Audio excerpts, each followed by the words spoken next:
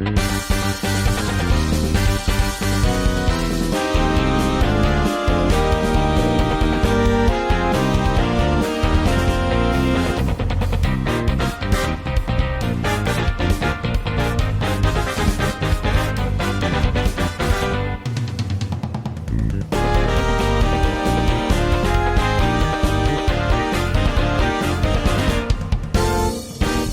shall call him Mini-Me. Welcome back to Bizarre Podcast Dogs Must Die. My name is Grant. You can call him Chip. And today we are talking about the final third of JoJo's Bizarre Adventure, Diamond is Unbreakable. But we are not alone. No, once again, we have been joined by a very special guest. Please introduce yourself as you would like to be introduced. Hi, I'm Morioh, a.k.a. Tomato Grandpa, the cool ghoul who's everybody's pal. Hi, Mario. Hi. Now, usually I ask our guests how they got into JoJo's Bizarre Adventure. And while I am curious about that, I have to say I'm curious about something else much, much more. On the very first episode of this program, Chip mentioned how he got into following these stories. And he mentioned something about a friend telling him how part 4 ended. Oh, what? Oh. And he just had to go look it up for himself. You are that friend. Yes, am I correct? That's correct. The lore has been revealed. Yes, I was that friend. It was actually the first time that I met Chip.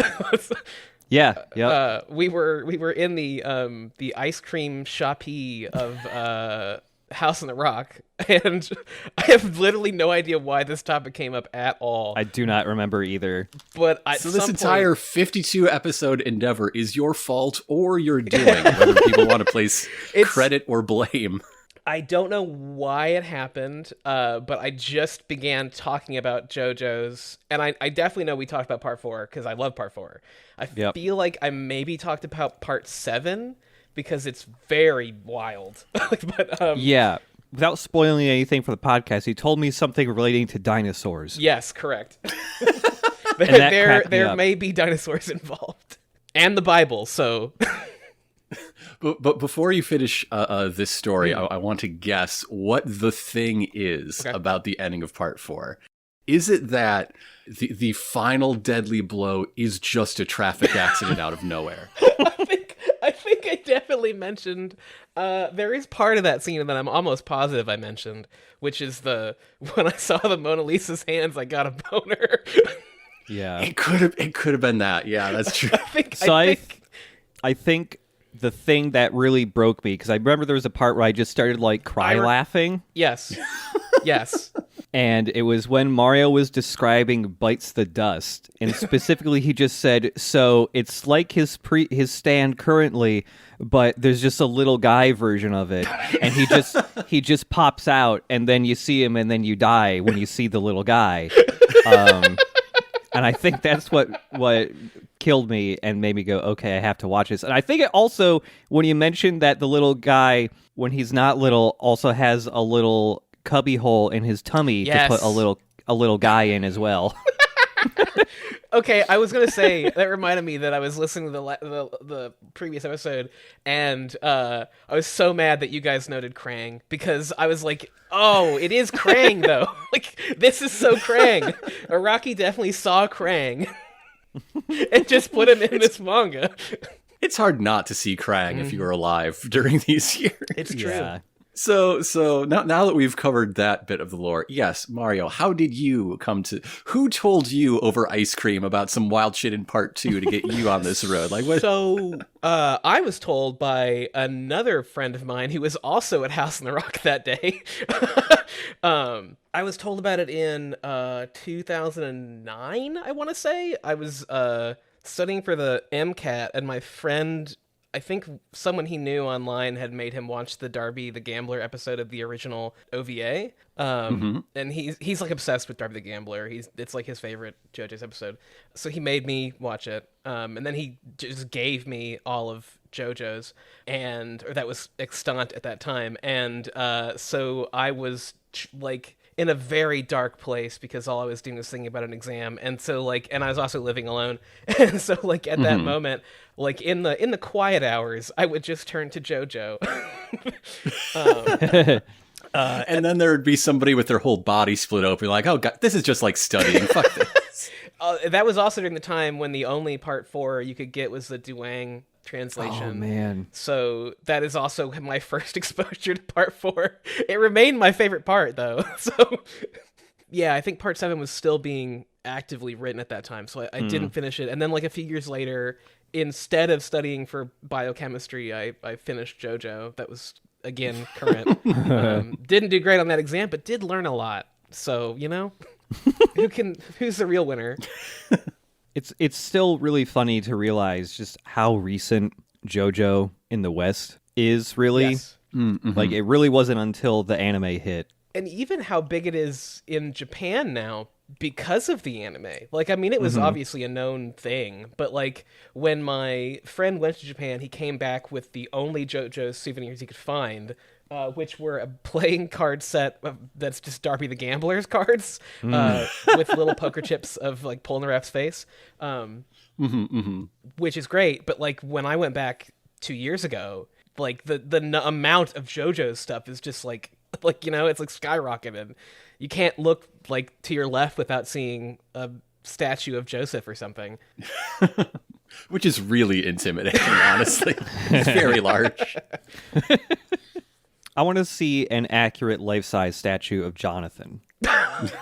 Wait, 9 feet. Pre-Araki's art shift Jonathan, where he's looks like a mountain of muscle, or like... Yes. Okay. Yes. Jonathan immediately after he absorbs his gift of Hamon to defeat Tarkus. Yeah, just huge, like as wide as a truck. Like just a Buick of a man. Raised on that great British beef. The Great British Beef Off. Yeah, that's Jonathan versus Dio. But we're not talking about the Hamon days. No. This is one of them stand parts, and we learn a lot. We learn a lot about stands. We see a lot of new things that stands are and can be and can do. And so I propose, and one thing I really enjoy about that is that it makes stands really messy. Like, Yes. We're at a point where I don't think of stands as a thing, but more like a schema to interpret many kinds of thing. I don't see any reason to believe that born-in stands and like arrow-granted stands are the same fucking thing. Yeah, okay. I get that. Except that we have this like theoretical framework to, you know, see how they interact with one another similar to, you know, biological alien shapeshifting powers. And the things that ghosts can do. Like, I know there are people who say that I'm out of line saying that Adam Hartfather isn't a stand. It just works on similar rules because, you know, Kira's dad can see stands. Well, so could fucking Reimi. And no one's saying she's a stand. True. Ghosts could just do shit. I mean, I tend to agree with you. I tend to agree with you that I think it's a ghost and not a stand. Like, I mean, I can see the argument that it is one, but at the same time, a ton of stuff in part 4 and like the part 4 adjacent media is ghost stuff. like it's very ghost heavy. Like, Araki is very clear. Ghosts are real. One. And that they can interact with stands too. And maybe stands are ghosts. I don't know. But if you come at it from the other way, that like stands are a thing. Like, we don't have all the information from, you know, the viewer's perspective, but it exists. It's real. There are like lines and rules. How do you accept that viewpoint and also the idea that, well, if you get shot by an arrow and then you die, you do get reincarnated into a completely different being? That's just part of it. No, it's not. Stands are weird and nobody really knows. We're just doing our best to explain how they work with one another for our purposes. Yeah, I mean, I think that if you are a stickler for the rules of stands, you're going to have a hard time with every subsequent part of JoJo. Oh yeah. Especially part the 5. next part. Part 5? Yeah, I mean, don't think about rules. it's so funny that Hunter x Hunter, which is a manga that definitely takes a lot from JoJo, the author literally made a character in the manga and then had like a 5-page spread just explaining how one of the stands worked in part 5. There are charts, there are graphs. Like, Get like a master's degree just writing a paper on how that one fucking stand works. I wish. Like, I wish I could be given an award for understanding it. Like, But while you're working on that, just relax. You start studying for the MCAT at night. At this point with part 4, like, there are so many different types of stands at this point that it's just like, why would you even really want to try to understand them? I mean, Just like, an electrical tower has a stand, so we like. yeah. At this point, you can't get in the nitty gritty of it. Like that's Yeah. you're failing to see the forest for the electrical tower. Like, we're getting to the point where stands have one ability, but that ability is like a suite of smaller abilities. Right. You know? Like, A suite that you can augment if you're desperate enough. if you have Yeah. a cat, you can augment your stand. Well, I guess if you have a plant that is also a cat, you can augment your stand. Do all cats that die and before getting shot or after getting shot by the arrow, do they all turn into a cat grass if they get buried? Oh, good question. Do you want to test it? Because you're going to go through a lot of cats. Could Killer Queen put other things inside of his tummy besides what else could go in there? Like, could Kira use Killer Queen to transport groceries in his tummy? Like, is that an option? Could he put Hayato in there? Well, yeah, that's the good ending where they become like the perfect nuclear family. It would be a really great way to weaponize Bites the Dust if you just put Hayato inside of Killer Queen's stomach and then would go in the store and pop it out, and here comes Hayato. Like, Hayato fully like goes to the dark side, and his reward is he gets to pilot Killer Queen as a mech. he literally becomes a Gundam pilot. And we all know they have fantastic fathers as a rule. And he would and I hope there's an epilogue for Hayato where he adopts a truly obnoxious child. Like, If Hayato were riding inside Killer Queen, could everyone just see a child floating through the air? that's what I want to know. That's the tough questions that I want to ask. Yeah, but I mean, like, I think that stands have become so complicated. Like, to me, and this is the thing, this is in my notes, like, that I think that part 4 is like the peak of what I think JoJo's is supposed to be or wants to be, which it's like, it's Sherlock Holmes, because it definitely wants to be a detective story.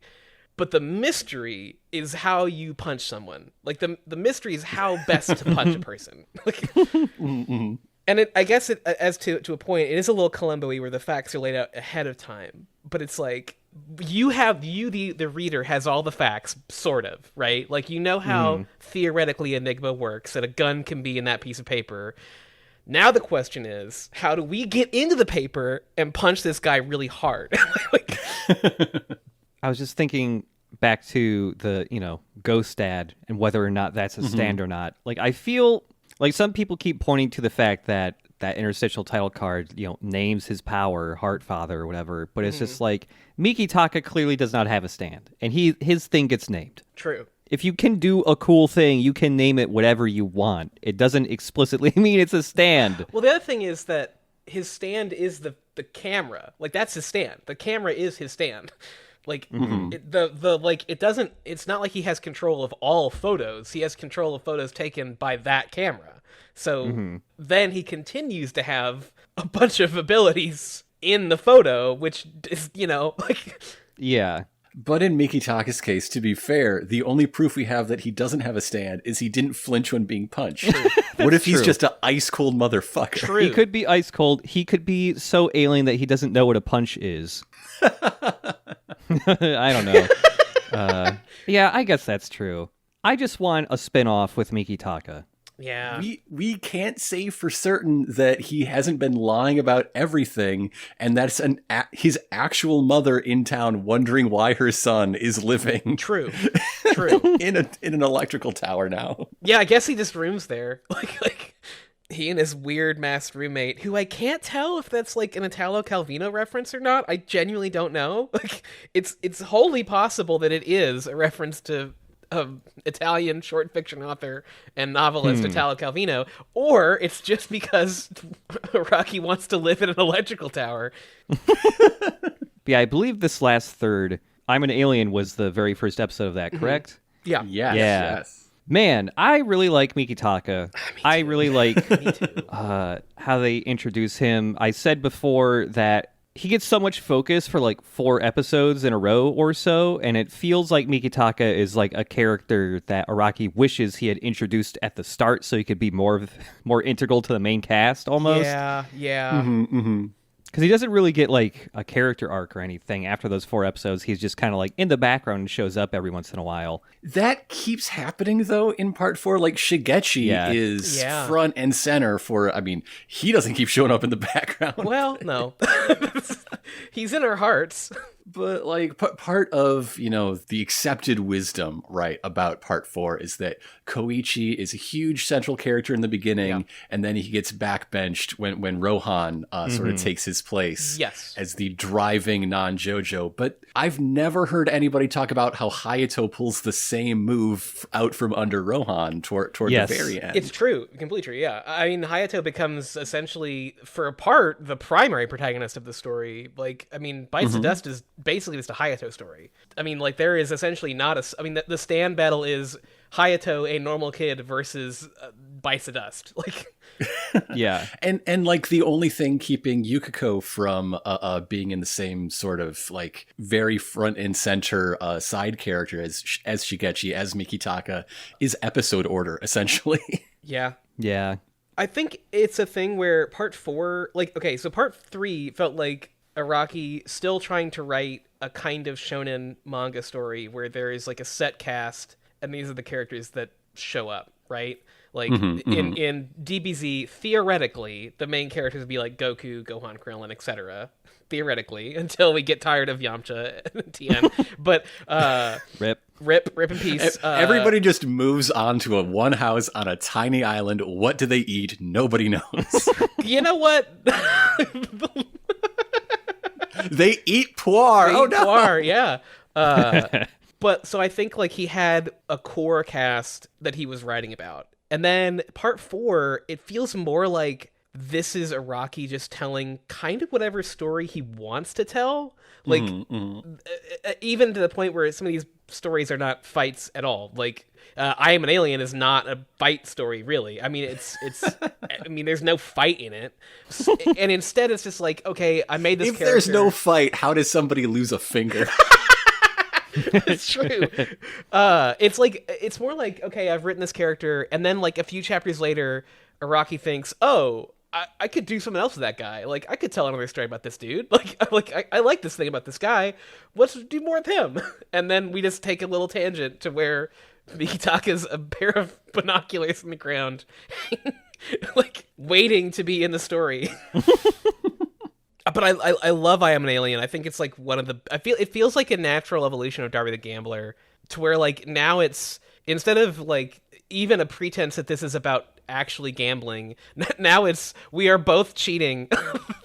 I will find out how you are cheating. I will figure this out. The competition is, how can I figure out how you're cheating? And if I figure it out, you're gonna die. I will kill you, my friend, if you...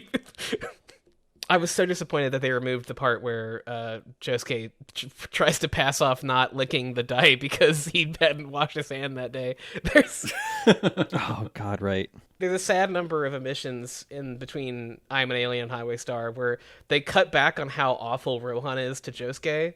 Like, there's a scene in Highway Star where when Josuke gets on the bus and he sees Rohan and he's like, I'm not sitting down over here. And Rohan's like, really? You're not going to sit next to me? Okay, all right, you burned down my house, but whatever. Like, and so he sits down, and the next panel is just Rohan staring into the back of Josuke's head, like, just seething. All of my furniture from that movie gone.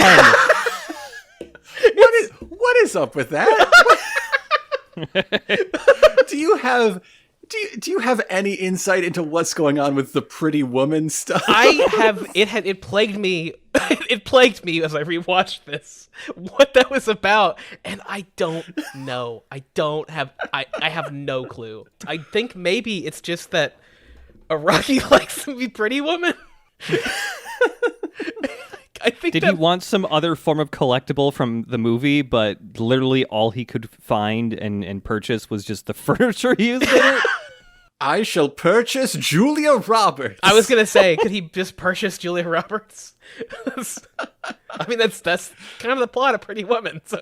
She will be a matched pair with my Richard Gere. Oh yeah, yes. But really, this is a story about Kira. Yeah, yes, it is. And Kira talks a lot about being like fate's special little man, but I don't get that feeling at all. Maybe you have a different perspective, but like from where I'm sitting, he is successful when he is prepared.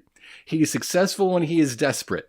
If anything, like his perspective on fate and destiny is a flaw and not an accurate statement. Like that is a Achilles heel he has. Absolutely. No, Yeah. I think that he is his own worst enemy, truthfully. Like, I mean, he says it's Josuke, but it really is himself. Like, I think that it's one of those things that makes Kira such an extremely good villain. Like, there are good villains, and then there are good villains. Like, and Kira is one of those, because it's like Kira says things and they're just bullshit. Like, they're just not true. Like, he's like, I want a peaceful, serene, plant-like life. Except no, you don't. Like, no, you want to keep killing women. Like, that's not what you want. You shitty boy. Like, and he does like it when it's harder. Like, yeah, I mean, he makes his life harder constantly. Like, he almost goes out of his way to create more problems for himself. Yeah, he loves to be able to gloat about coming out on top and that the world is with him on this. Like, he really likes the satisfaction of just getting away with it. Yeah. Isn't that sort of a serial killer thing? Like, wasn't it like BTK who wrote to the cops like, "Hey, you want any hints on that BTK letter?" Many serial killers. I mean, I think in truth he's a pretty good depiction of an organized serial killer. But I also think that it's like, this is one of those times when, and it's not always in JoJo, where stands reflect the user to a great degree. Like, sometimes it feels like Araki made a character and then was like, or made a stand and was like, okay, I gotta put a guy with this thing. But with Kira, it's like, so it's one of those weird things where, for example, so Sheer Heart Attack, its only thing it does is like shout, "Look at me," which is a weird. Why? Like, why would it need to do that? Except that it's kind of like that's Kira's thing, right? Like, even when he in one of the Thursdays parts, when he kills the woman he sees in the train, right? Like, it appears that his MO, based on that and Shigechi, and indeed the EMS woman who arrives at the end of Shining D is Unbreakable, like, is that he likes to tell people who he is. Like, that's, you know, like, if he were wanting a quiet life, he just would never reveal this. But what he is enjoying is the ability to, like, actually reveal himself to people. That's what is the thrill for him. I mean, obviously there's the hands thing, there's the hands and the Mona Lisa and the boners, but I think there's like, you know, the boner stuff. There's the boner stuff too. But, like, so I think that's really interesting. It's like, you wonder how much of it does he even, like, how much of the bullshit that he's spewing does he even believe? You know, like, and I think that's what makes him very interesting. In the same way that it's like, Bites the Dust is a wild stand, like, and like immensely powerful if you think about it. You know, like, it controls time. Like, that's pretty wild. But at the same, or as Hayato puts it, it detonates time, which I think is a great way to describe it. It is a perfect stand, but only for Kira, because it only rewinds time for an hour. And essentially, time can never really progress as long as it's in use. So Kira gets to live, theoretically, his perfect life for 1 hour, permanently, forever. Like, you know, like, it would allow for Kira's hypothetical perfect life for 1 hour, eternally repeating the same hour. But he doesn't use it that way. Instead, he goes to, like, gloat over Hayato the whole time, like a shitty guy. Like... I really thought we were going to see Bites the Dust again in the Josuke fight. In fact, I thought we were already seeing it. When Josuke is being tracked by the bubble and they don't know how because they haven't figured out the photo in the pocket telephone trick, that classical jape. I thought what was happening is Kira was essentially save stating this fucking fight. Shit. And trying to kill him every way. I thought we were in the middle of the fucking Groundhog Day. He's been living this hour for centuries, and Josuke keeps beating him every single time. That would have been so fucking cool. Yeah, that is an interesting thought. Yeah, that if he was just knew where he was going to be every time, but kept having to rewind time because he kept losing no matter what. Yeah. I do love though that instead of doing that, we get Jojo's turning into an occurrence at Owl Creek Bridge for an episode and a half an episode where we just pretend like it did work. The very first time I ever saw the ending fight to this part, I really thought Bites the Dust was somehow going to kick into overdrive and go further into the past, and that was going to. And that was how we're going to get to Josuke's flashback sequence. Yep. It was just a guy. It was just a guy, not a time traveling Josuke. Yeah, I thought for a second, ooh, Kira's gonna somehow become so desperate, he's gonna wind back time so far that he's just going to kill Josuke as a child or something like that. And then Josuke gets pulled with him and has to save himself. But I absolutely agree with you. That's what I thought was going to happen when I first read it as well. Yeah. Kira summons the snowstorm. Yeah. It's like he detonates the sky. He detonates a weather bomb. His fifth stand is cloud bursting. That's a Kate Bush song, so we can't do that.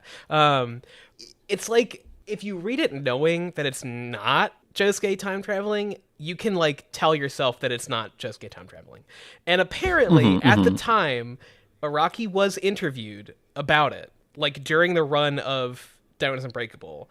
And he did say, oh, no, it's not him. That's nothing. Don't worry about that. Don't worry about that. So either that is true, or halfway through Diamond is Unbreakable, he thought, wait a minute. wait a minute. Yeah. Don't know how to do this. There's just some 20-something in Morioh right now who's I used to have weird hair as a kid. That's okay. Maybe it's the milkman that wrote. Oh, the true milkman. the you should put some boobs in that comic, Rohan. God. Yeah. So he pushes the car out of the snow, ruining his jacket, and then he slaps the trunk you're good to go. Nice jubblies, ma'am. and Josuke just forgot that part. He doesn't remember that at all. His fever was way too high. This is a complete tangent on the subject of people who read manga, but it's before this section of episodes. It's in the Giant Boy episode. The show omits the fact that Joseph collects manga. Yeah. What? Speaking of people lying about their true selves, Joseph apparently a huge fan of manga and anime. We knew that. Well, I mean, we knew he was a global comic book collector. Yeah, right? I feel like that came up in part 3 somewhere, right? It did, yeah. Okay, did it? Okay, I forgot that. Okay. And he was reading comics in his childhood flashback. He's a lifelong reader of sequential art. There's not a ton of Joseph in part 4, which is a shame, but the little moments of him that you get, this fleshing out this man in his twilight years, Yeah. Asking Rohan for manga, and then Rohan being like, no, fuck you. No, it's not in English. Fuck you. Americans don't have taste. There might be a French translation that Joseph could enjoy. He seems to read French comics just fine. Yeah. I do like that raising Actung Baby revitalizes him in his old age. Yeah, I mean, this show is about dads. There's no getting away from it. This is a show about, Diamond is Unbreakable in particular is about, dealing with complicated dads and their legacies, and, the measure of a man is how one surpasses their father's mistakes. Mm-hmm. And so Joseph, the doting father, the one we've seen who is, involved in his children's life. Not a great husband, gotta note. But he keeps getting rewarded with more kids. That's true. If you're a good dad, you'll just get more kids. That's whereas Kira can't get rid of his fast enough. He'll blow that kid up 1,000 times if that's what it takes. This is raised an interesting question, actually. The question of blowing up Hayato. I'm for it. No. I mean, I'm for it. Kira's kill count is 48 women plus Shigechi, right? Plus the guy, the boyfriend, and the... I figure, 48 hands, who knows how many, like, tying up loose ends over the years, right? Do we That's how I see it. Do we count every person subsequently killed? Like, do we count the time he killed Hayato? And then didn't? And then do we count the people killed by its dust? Because if that's the case, because currently, if we don't count those... Per Wikipedia, he'd be the 12th most prolific serial killer of all time. But if we count them, he'll jump up to like top 10. And that's just the ones we know about. He'll jump top 10. Like, we don't know how many other of his hands had boyfriends that had to get out of the way, right? Question. Like, a good question. He could easily be number one. Easily. Like, does his 48 count Reimi's parents? I don't think so. You know, the hard part about being a mass murderer, it's not the murder part. It's the mass part. The pace that you have to keep is... I have a note in my notes about, in the manga, the part where the neighbor blows up, he just says, panties yippee. As his eyes... I hope you mean the neighbor, not Kira. No, the neighbor. So in the anime, he vaporizes, and his eyes, like, float away. In the manga, his eyes land on the panties. As his soul thinks panties yippee. Now that's a guy you could tell is going to heaven. Do the panties go with him when Reimi sees him like screaming in the sky? Do you think that Reimi... Do they have a soul? That's interesting question. In Jojo, possibly. The gusset is the soul of the panties. Oh man. Reimi though. A great gal. I really appreciate Reimi as like the soul of Morioh, right? Absolutely. Like the unconscious element that lies beneath everyone in their day-to-day Ain't marching little lives. Like the people of Morioh took Kira down, but none of them knew what it meant. But she did. She's there. I like that she got the final blow as well. I think that feels quite right. You know what I mean? I feel like it feels quite earned. I also love how often people are just like call Kira out on being a piece of shit. Like there's a part where Okuyasu's like, it's like we give a crap what a murdering pig has to say. But like in the manga, there's a part where when Reimi reveals to Kira that he is dead. And she's like, I don't forget what she says in the anime. It's not quite the same, but in the manga she says, all you are is the grimy black soul of a dead murderer. And I was like, damn, that's good. Nice job. Josuke would not think of a good one-liner like that. Like, or Jotaro, for sure. Or Jotaro. Plus L plus ratio. Yeah. When Reimi ratioed Kira at the end of part 4... I guess that's true. Those hands come out. Every one of them is another QRT. The fate of a murderer is to be ratioed. Ratioed straight to hell. Although actually ratioed to fight the Langoliers. But like... When Rohan was fighting the little gremlin guy stuck to his back, instead of writing "go to hell," he should have just written on his head "get ratioed." He should have written plus ratio. Yeah. He just wrote, I'm just here for the ratio. By the way, can I say, I love that little guy. I love Cheap Trick. Yeah. Cheap Trick. He's great. One of my all-time favorite JoJo's quote-unquote fights. I love how the show omits a few extra scenes of Cheap Trick's previous owner just being a nervous wreck and like jumping around his home like with his back against the wall. Like when he enters, there's a scene where he enters a room, there's a mirror, and he like the comic panel just like massive speed lines over to the next panel where he's like against the door frame. Like, I feel like part 4 Rohan, it's very clear why Araki would then make a spin-off series just about Rohan, because in every story, his stand has to be made essentially useless, right? Right? So he no longer has to write a story about stands, and instead he gets to write a story about an asshole encountering a ghost. Like part 4 is, I think, as horror adjacent as JoJo's gets, where I'm like, that's what Rohan Kishibe is like full on. These are just ghost stories, but like. Yeah, I think Rohan is like one of the peak examples of that. Like Rohan fights are not fights with stands. They're just a guy trying to grapple with these increasingly esoteric rules that are being set and the world working against him. like the dogs being around in Cheap Trick. It's like, oh, come on. Like, I just figured this out. Like, or he's up against the guy's back and Cheap Trick's like, well, he can hear me though.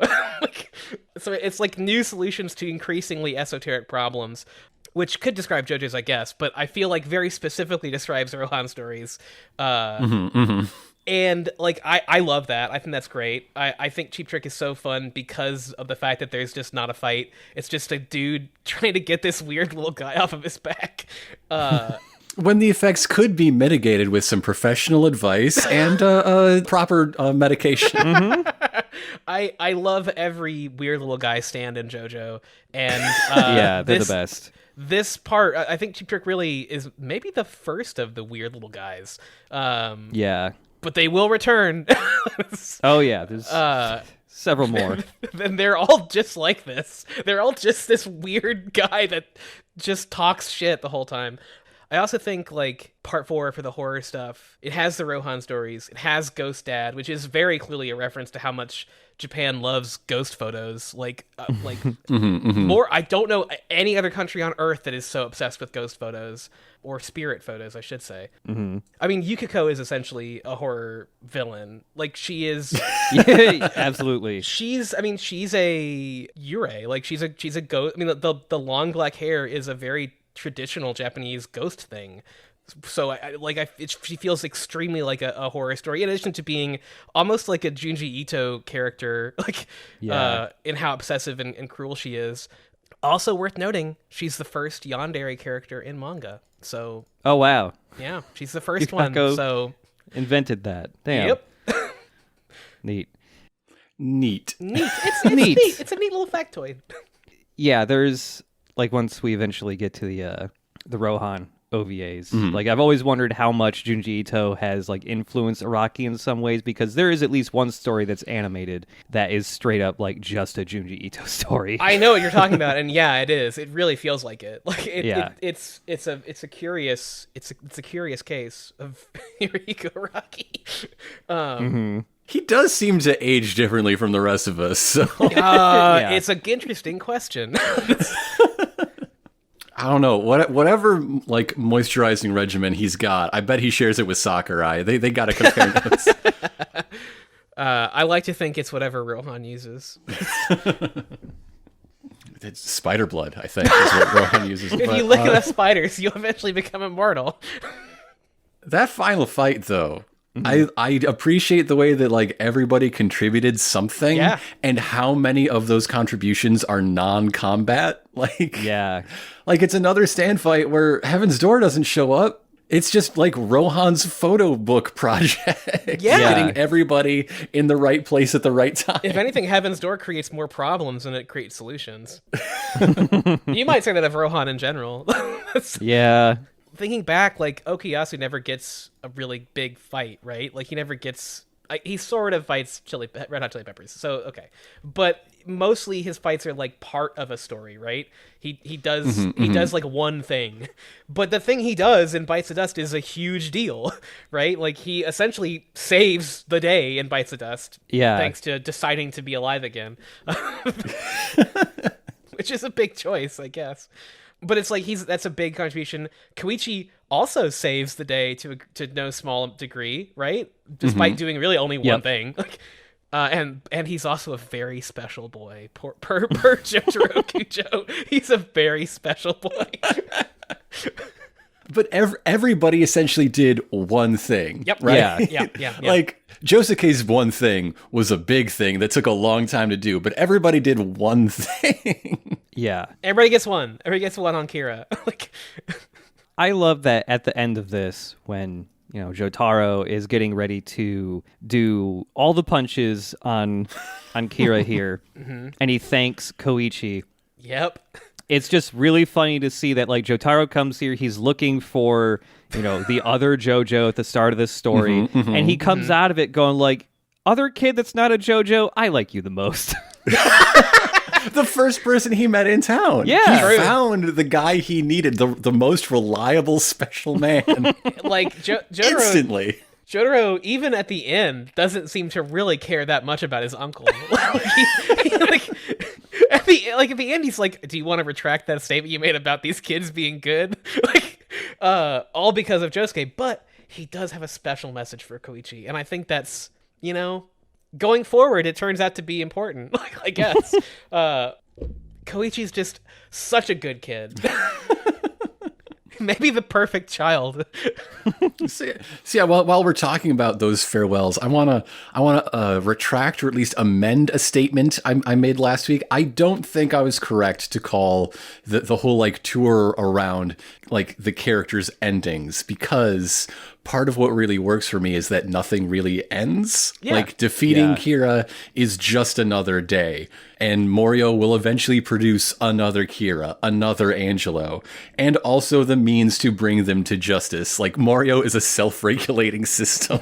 I think that this is an interesting point about part 4, where every other part of JoJo's, with the exception, I guess, of part 8. What are we on right now? Part 8. It's like, it is a globe-trotting thing. I mean, even part 6 has some travel in it. Like, part 4 is a unique thing where instead of traveling around the world, like, we just spend all this time in one place. It's a very fully realized place. And I like that idea that, like, it's just gonna keep going, you know? Yeah, Yeah. it's just life. In this town. Life doesn't have endings, so these aren't. It might be goodbye, but it's not the end for anyone, at least who's still alive. I think Yeah. I think absolutely more than any other part, it has that feeling, and intentionally so, by giving them like little epilogues, right?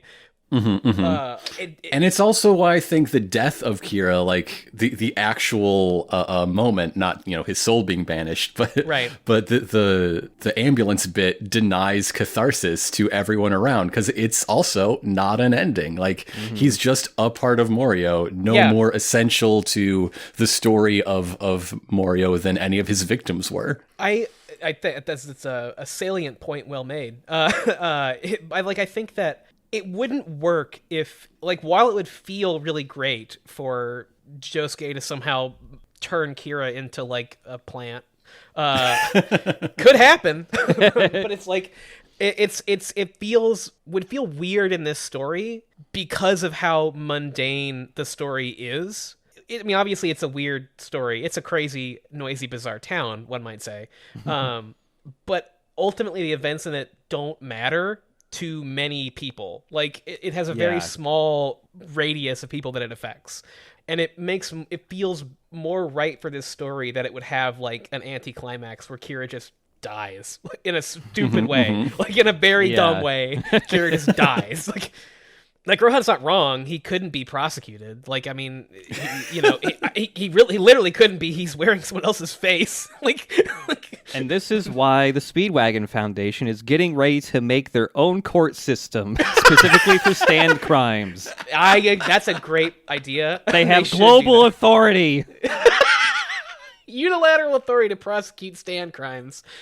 And again, it goes back to, like, Kira would be a perfect killer if he wasn't so stupid. Like, if he wasn't, like, if he didn't stand on the street and be like, "You could never beat Yoshikage Kira, my name." I'm just so smart. Like, this incredible, like, unbeatable power being defeated because he just can't stop gloating is real good. Yeah, it feels again to, like, what this part is about, which is, like, the weird events in a small town. Like, Dio was very full of himself. Let's not beat around the bush on that one.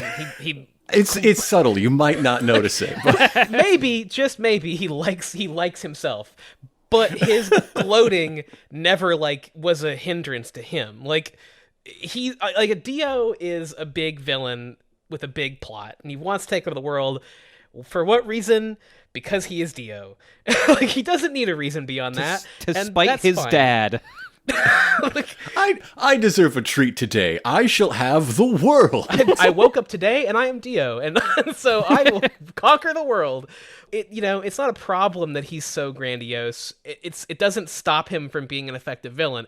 However, Kira feels way more like a real guy in the sense that if you spend, like, how many times does Kira say, like, the biggest threat to like, or the biggest weakness is believing too much in yourself, right? Like, or being too confident in your abilities. That's all he is. Yeah. He is that every day. He wakes up and is that. Like, I'm just saying that Kira is like an onion. He's very smelly. He's a horrible, violent onion. I have in my notes right here, Dio is not Shrek, but Kira may be. Shrek didn't come out in 1999. Yeah, I don't think it would be until part 5 that a character could relate to Shrek. Kira would not be able to... Well, yes, if Kira had lived, he could watch Shrek and be like, man, that's me. If Kira had been smarter, he could have watched Shrek. He could have watched Paul. By the time Rohan fixes his house, there's going to be a lot of Shrek memorabilia in there to replace all the pretty woman furniture he lost. Yeah, he's going to point at his furniture and say, that was used in the film Shrek. And everyone will be like, how? In what way? Yeah, Koishi's going to be like, okay, I'm going to go. I'm going to meet you. Go at St. Gentlemen. See you later. Did the animators sit on that chair? What do you mean it was in Shrek? Mike Myers sat in his chair while recording the lines for Shrek. This, if you think it's you to come over and sniff out Michael Myers on his chairs, do you smell him? Does it smell like Shrek? And now I'm able to draw a real portrait of Michael Myers. I have his essence. I got you to describe the smell of Mike Myers to me. I cannot draw the love guru. It's a different essence entirely. I need a different chair for that. With Rohan's super drawing abilities, he could really crank out licensed work really fast to get a lot of money. Imagine how many Shrek coloring books he could illustrate. Perfectly on model. Yeah. I was going to say that he wouldn't do that, but then again, I also think that if he really liked Shrek, yes, he would do that. He would do it at least for a little bit just so he could have the life experience for his manga. Fair point. No idea. It's like no idea how it fits in, but he would buy a swamp and live in it with a donkey. And everyone would say, yes, this is where you belong, you nasty swamp man. No, he's a guy who draws manga for wholesome boys and wholesome girls. He's not a swamp man. Hayato. Okay. I keep thinking about Hayato. All right, okay. An interesting thing about Hayato is I see him as a non-sexual Oedipal story. Okay, okay. Like you take that element out and it is Hayato exactly. Like, he must destroy his father to protect his mother, but to do so, in many ways he becomes his father. Interesting. And this is the means by which he comes of age. There's definitely an uncomfortable... it's not a great household. There's problems. No. There's problems. The child is filming his mom and dad have sex, I think. So maybe he's not an entirely non-sexual Oedipus. Maybe it's just an Oedipal story. Yeah. Maybe off the bat, well, okay, we don't know. Maybe he turns the camera off. Well, actually, you know what? They don't have sex. So that's not even it. Like, that's yeah, a loveless marriage. He's never seen them have sex. So at least we know that. Yeah, the instant he was conceived just stopped. Dead in its tracks. I would say he has an uncomfortable attachment to his mother. That we can agree on. You shouldn't watch your mom undress. You shouldn't do that. Mm-mm. What do you think life is like for them now that it's just the two of them? Bad. Oh, man. Well, actually, maybe it's better.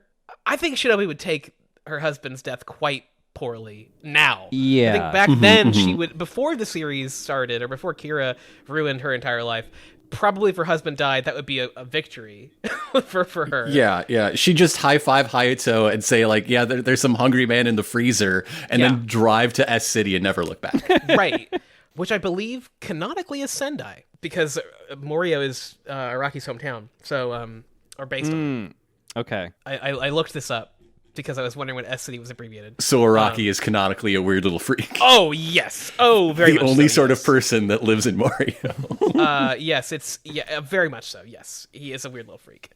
I think that yes, if Kira had not come into her life, but had somehow blown up her husband, would have been a big bonus. Maybe Hayato gets better. I think he might improve post death of Dad. I've got hope. I've got hope for what their life has in store. Like their relationship when everyone was themselves was like she resented her kid so much for tying her to this loveless marriage. Yeah. But now Hayato is the last vestige of the husband she learned to love again. I mean, I think that being trapped in Bites the Dust and having to deal with his dad being a serial killer, which is a great Bailey School Kids novel. My dad's a serial killer. Did cause Hayato to grow to some degree. You know, he's taller. Yeah, he did. He's it's literally. like the very last line. Quite true. I think he did kind of literally get out of his room a little bit. And like I think that his fight with Josuke definitely indicates that he has more initiative and more drive, you know. Also, when he kissed his mom, she was very happy. So yes, I think that she clearly does like him as a child. Like, you know, like she doesn't hate having a child. She just hates having a really bad kid.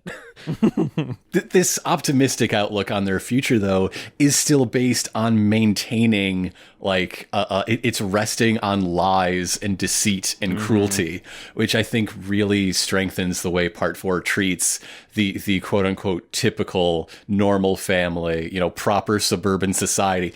Skeptical, to say the least, of those values. Yeah.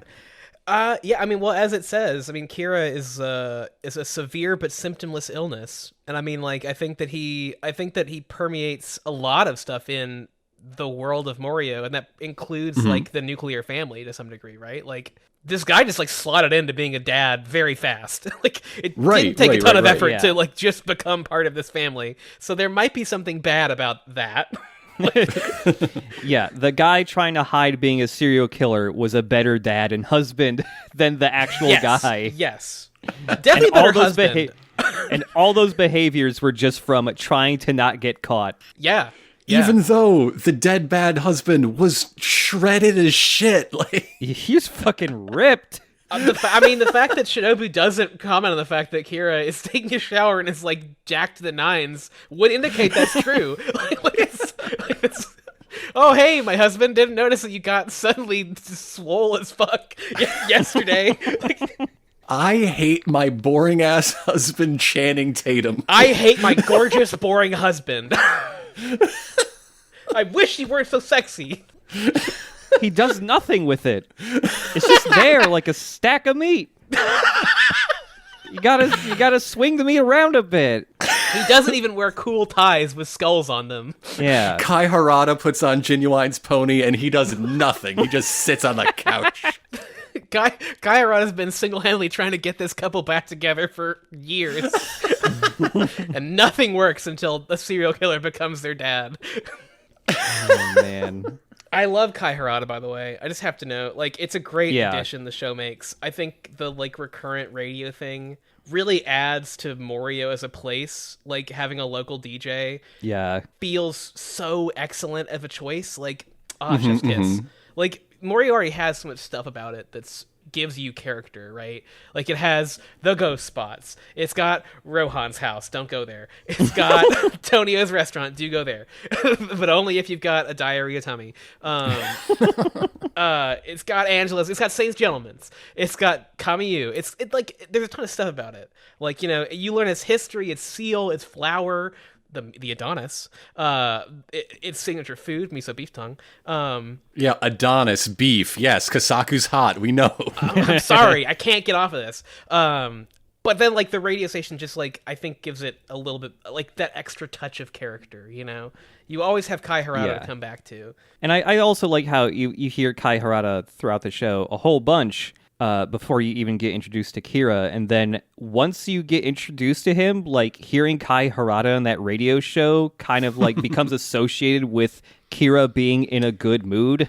Yeah, yes. Yeah, totally. I mean, you are technically introduced to them at the same time. That's There's true, the like yeah. cold Yes. open with that first hand in the first episode. Yeah. like it's not 1-to-1, but I mean, nearly every Kai Harada segment is tied to a Kira segment. Not 1-to-1, like some of them are not, but Yeah. but by far the majority are like Kira cutaways or reference a thing that will be in a Kira story later.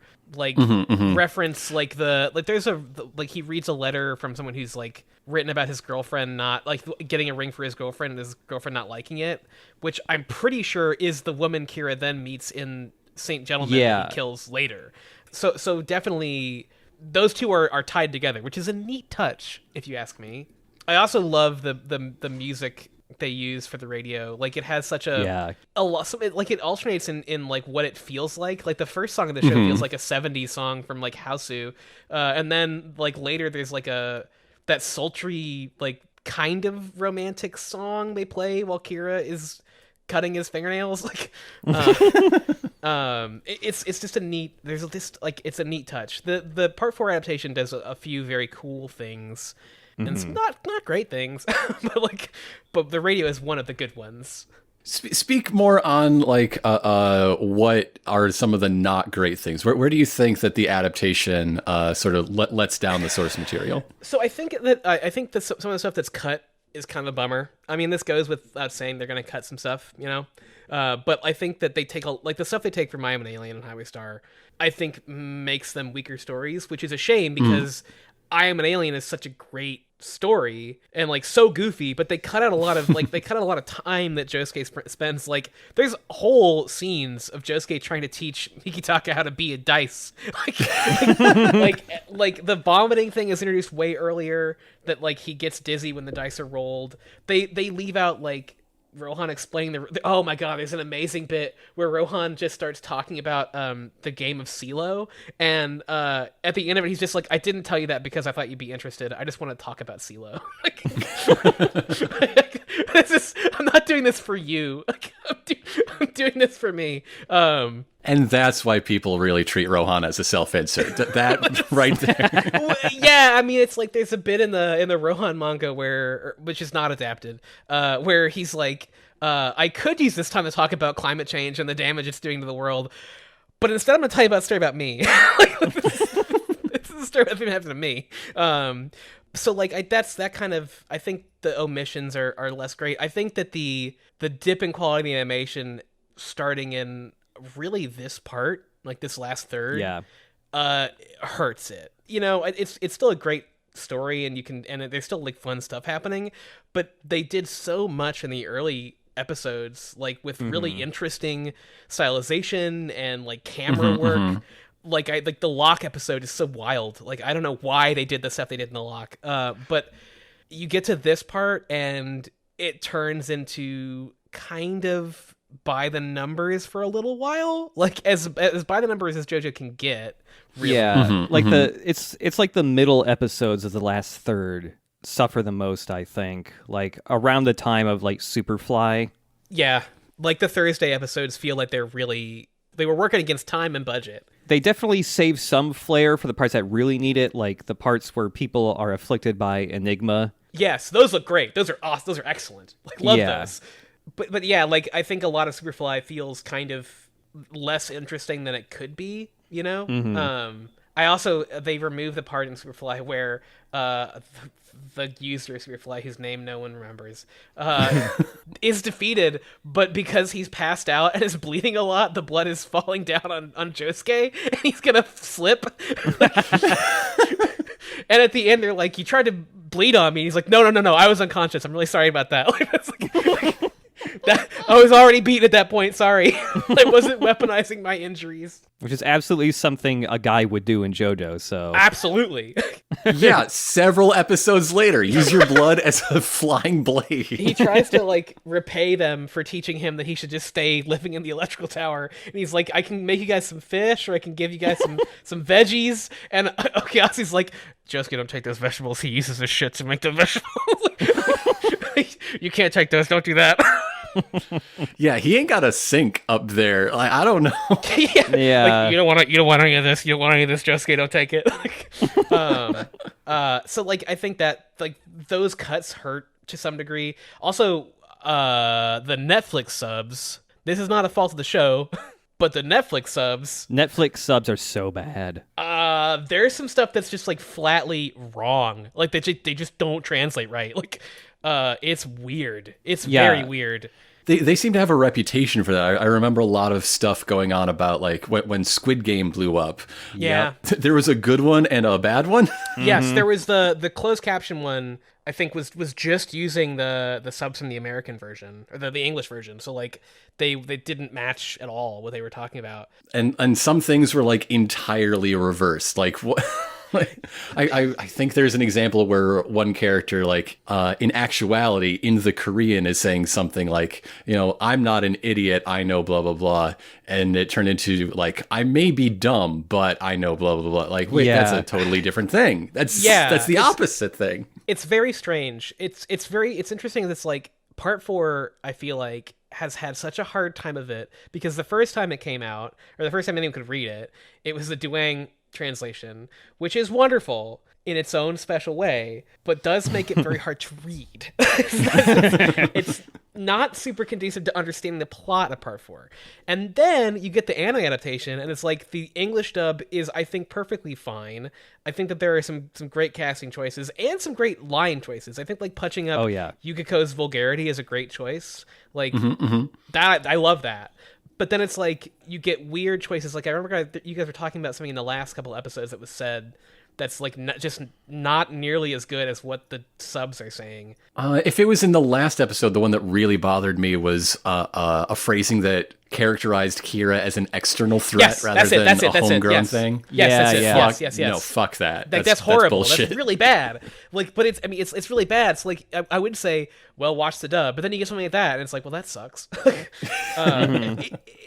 the subs for Netflix are very literal. They feel very literal. Like someone who's not doing the thing that you have to do when you translate, which is account for like dialect specific things or like language specific things that don't translate one-to-one. It feels like it's not doing that. Also, occasionally it's just not translating it correctly. Like Highway Star has something like that where they talk about someone as if they either already know who they are or they're deceased but they're not. It's very weird, but it's like it does make it. It's like there's no best way to watch part 4. There's no best way to engage with this part of JoJo. Like even, I mean, you could read the manga, of course, if you read it like officially, which obviously you should pay money for that, but and give them appropriate compensation for their work. But it's like you will be dealing with the worst companies and the Boy Man. Which I hate Boy Man. I hate Boy Man. Like, Boy Man. It's just so weird, like what they could keep and what they like. Enigma, they didn't keep. Enigma's just a word. Yeah. They could keep Bites the Dust, but they couldn't keep Enigma. Like Mysterioso is a pretty cool word. It's good. I mean, it's not a bad word. It's like it's a pretty good word, but it's just like, why? Yeah, you just pretend like you weren't using it. Like you like, oh, like are you guys licensing? Are you like not paying license for my album name? No, man. It's just the word Enigma. Like, it's a mystery, you know? It's a mystery, you know? Like, it's very mysterioso. There's no best way. Which is hard for me, because it's my favorite part. So it's like I'll be reading it and being like in my mind course correcting myself. Like, okay, can't not try, not this one. Like there's also a thing with the Netflix subs where like every time a number came up, like a big number, they always added or removed a 0 from it. Yeah. What is up with that? Why? What's up with that? Like, that is very weird. I don't know. Like, okay, if you're just like sliding the decimal point to make a quick and dirty translation to dollars, like, you know, whatever, fudge it, sure. But they didn't. It's still that number, but yen, but it's like 2 degrees of magnitude different. It's so weird. It's so weird. I don't know. I don't know. One thing about the TV show that I do like and I do want to mention is how good Great Days is as an opening. Like, there's a ton of stuff in all the openings. Like, there's a lot of foreshadowing in all the openings. But Great Days has, like, the most, like, metaphorical imagery in it. I think it's super cool. I mean, the fact they reversed it with Bites the Dust is great, but I love that when they reverse it, like, everything reverses, and obviously, like, Josuke recedes in the darkness, but the, like, clock that's ticking towards Justice O'Clock is still visible and still going. So, like, even though Kira is rewinding time, he can't escape the oncoming justice, right? Great. Also, the final click in the opening is really, because it's him using Bites the Dust, like the final shot, but actually it's him thinking he's using Bites the Dust but not succeeding, because the entire cast turns around and looks at him when he does it. Like, so it's actually him dying, but having his, like, Owl Creek Bridge thing where he imagines himself winning. But that's a change for the very end, right? Like, most of the run of that OP, they don't notice him, but it's like... Correct, yes. Post Bites the Dust, like, what the fuck you doing? Exactly, yeah. Also, I love the unit version of Great Days that plays the end credits of the last episode. Yes. The dude does like... I feel bad we didn't mention it last week, but yes, over the denouement tour, there is a new recording of the third OP, but not with those vocalists, or rather, with those vocalists, plus all of their friends. Bring it in, guys. Yep. I love it. I love like how... We Are the World. Yeah. I love how frequently previous singers from older OPs will come back for, like, the big version for the ending or whatever. Yeah. So this great. is the people that sang the first three, back in the CGI OP days, and the singers of the two previous part two. So just a big old super group of JoJo singers. Mm-hmm. I love the guy that sings the first opening. Like, yeah. Just chews on Shining Justice. Just chews on it in such a way that I'm like, yeah, man, yes, justice, absolutely. Like, let's fucking go. Like, I am pro justice. I am employed by justice, so there's some video out there you can find of. It's some concert where they're performing a bunch of songs from the JoJo show. And that guy who sings the very first OP of part one, when he is on stage, he fucking goes for it. He comes out in a leather trench coat with silver flame all over it. Yes. Like, he rules. He is wild. And like a cowboy hat. He's amazing. Here's a question, and I think I know the answer. Would the hero teams of parts 1, 2, and 3 have ever hung out if they didn't go on, like, vampire killing quests together? Oh, good question. Well, okay, if we assume that they did meet outside of the vampire killing. Yeah. Okay. I think there's a chance that Speedwagon could have been friends with Jonathan. Mm-hmm. If they'd gotten past the initial part where he was a criminal. Like I think that part 1 allows Jonathan to become from the Speedwagon, but I do think that Speedwagon's love for the Joestars is so strong that the universe would have willed it. He's preordained to be a servant of the Joestars. It's like Bites the Dust. Fate would have still played out in that way. He would have still ended up somehow at the Joestars' residence and been like, man, these people are so great. I love this. Yeah, but the Zappellis don't have that. I don't think any of the Zappellis and JoJo's would have, like, hung out socially. No. Well, I think if Joseph and Caesar had met, they would not have gotten along. I mean, they would not be friends. That's definite. And part 3 feels weird because, like, Jotaro would have stuffed Kakyoin in so many fucking lockers. Yeah. Like, Jotaro also doesn't strike me as a person who goes out of his way to make friends. So I don't think he would have been, like, walking around and just ran into Polnareff and been like, now this guy I can chill with. Like, Abdul would have 4 friends that are not friends with each other. I think Joseph and Abdul would have been friends still. Oh, yeah. that would have still happened, because I think Joseph would still end up being a globe-trotting adventurer. I think that would have still happened. So I think he would still be friends with Abdul. Everyone else, I don't know. Yeah. But in contrast, the Morioh boys absolutely would. Oh, definitely, yes. Like again, their meetings would be different, Okuyasu in particular, but like them just like shooting dice and talking shit outside the Osen, absolutely. Yes. I mean, there's like multiple parts where, or certainly in Bites the Dust, where Josuke's literally talks about Okuyasu like, no, you don't understand. This guy gets me. Like, this guy, he gets me. I'm not letting this guy go. Like he's too good a friend. That is one of the highlights of the dub, I think, for me, is the way they punched up lines between Josuke and Okuyasu, where they really feel like teenage boys who are friends because they're constantly just kind of shitting and dunking on each other in an understood, like, friendly way. There's a part in the manga where Josuke describes them as the Josuyasu duo. And I'm like, they have a friend name for themselves. Like, yes, they are the Benefer of Morioh. They are the Benefer. Yeah, like when they walk around, you're like, oh, there goes Josuyasu. What are they getting today?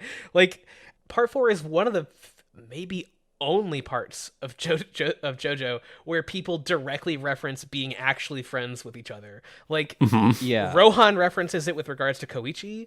Koichi does not say that about Rohan, but like multiple times Rohan's like, hey, we're friends, or you're my best friend, Koichi. Like, Koichi should just turn around and say, and isn't that sad? Don't you think that says something about you? Don't you think that's sad? I'm a child. Like, it speaks to how well part 4 feels like a lived in, or like how Morioh feels like a lived in place, that these characters feel extremely like they would have relationships with one another outside of the show.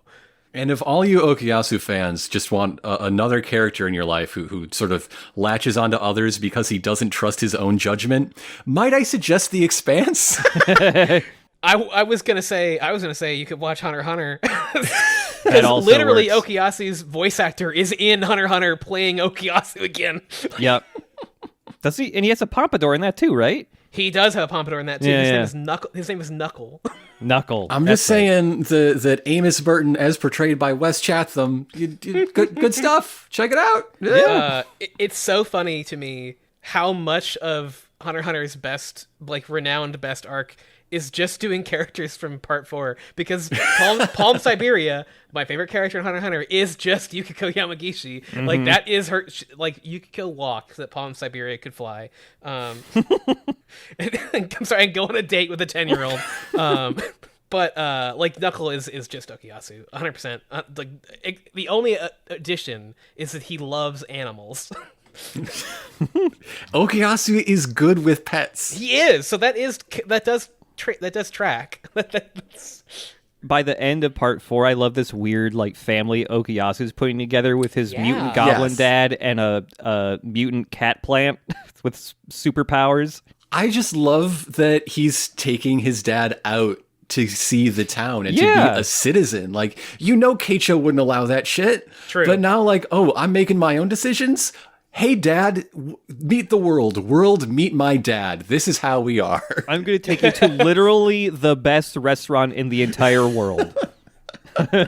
This raises an interesting point, but because it's, like, I think an interesting contrast between our protagonists and our villain is that all of our protagonists are like, this is what I'm about. Like, this is me. Yeah. Like, I'm out here. This is me. Like, I'm the weirdo who is trying to touch a turtle today. Like, today I will touch a turtle. Or here's my weird dad. I'm gonna make him eat some spaghetti and shed all of his skin. Like, or chat about how I have diarrhea. And like, Rohan is extremely himself at all times, whereas Kira he's is the like, best guy. Would you ask him to be lesser? I would not.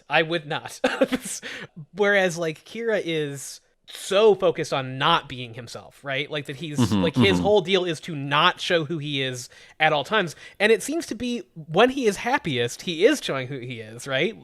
Now, who he is a horrible murderer, so probably not good, but but maybe there's a lesson in there, like, about, just being who you are. If he just lived his life as a person who was really attracted to hands and didn't feel the need to chop them off, like, then, and hide it, then it wouldn't be a problem. He could just be a weirdo. Kira, listen to me. Listen, if you leave the lady intact, there's 2 hands. You get Dual double wield. hands. The Mona Lisa had 2 hands. I want to note In that. most cases, a large majority, there's 2 of them. It's true. That is a fact. Does he view each hand as a separate wife? Oh, good question. If he takes 2 hands, right, and has the other hand, like, in the fridge, and then he pulls the hand out, is it like cheating on the other hand? If Kira was with a living 2-handed woman, would he consider that polyamory? Great question. I was just going to say, also, speaking of people living their best lives, Yuya, healthy polyamorous relationship. Good for him. Yep. Like, just very happy. There's no negatives whatsoever. Nope. And his girlfriends all love him. He's a lovable guy. And they get along. They go to pachinko together. They hang out. Yeah, his girlfriends just all hang out together. Presumably their only real thing in common is how much they love Yuya, but it's working for them. Like It seems to be a majority of their life. They have a lot in common with that one thing in common. I mean, yes. They all seem to be equally enthused to stab people. That's another thing they share. They are very violent. Yeah. Which reminds me, another part where part 4 broaches on horror, or specifically like Japanese urban legend stuff, is the room in the tunnel. While there is not a room in the tunnel urban legend, the idea of haunted tunnels is extremely common in Japan. Like, it's a very popular urban legend site, to have a tunnel that is haunted. So it's interesting that Araki found yet another way to try to do ghost stuff. Like, although I agree with your previous sentiments that I wish it had been either just a room in the tunnel or what Highway Star actually was. Like, I do think trying to do both is not doing a service to either. I mean, all the ghost stuff, all the spirit stuff reminds me that, like, the show never clearly depicts the afterlife. There is one. There definitely is one. There is one. No one is clear on what exactly it is. Now there is another spin-off manga to part 4. Rohan is sure there's a hell, but no one else has any certainty really of anything. There is a spin-off called Dead Man's Questions, which is specifically about Kira, who is dead as a ghost. Like, Yes, I remember doing ghost this. things, just doing ghost things, solving ghost crime and fighting the Langoliers. Yes. Like, there's no doubt in my mind this is Araki doing the Langoliers. But so, like, The only way to finally defeat the Langoliers, you gotta beat up Stephen King. you gotta beat up Stephen. Are you suggesting that the Langoliers are Stephen King's stand? Whoa, shit. Can you deny it? Can you disprove it? I would love that, actually. There's a lot of I would stand love- names. If you run out of all of music somehow, there's a lot of Yeah. Stephen King shit you could pull stand names from. Obviously, his stand is named for a Bob Dylan song. It's just a question of which. Fair point. But I would love to see Stephen King get on stage and be like, and this is my stand, the Langoliers. And the sound plays. And then in English, it gets changed to the Lumineers somehow, and nobody understands why. That's really good. That's perfect. What's the bad Stephen Dreamcatcher? His stand could be Dreamcatcher. That'd be pretty good.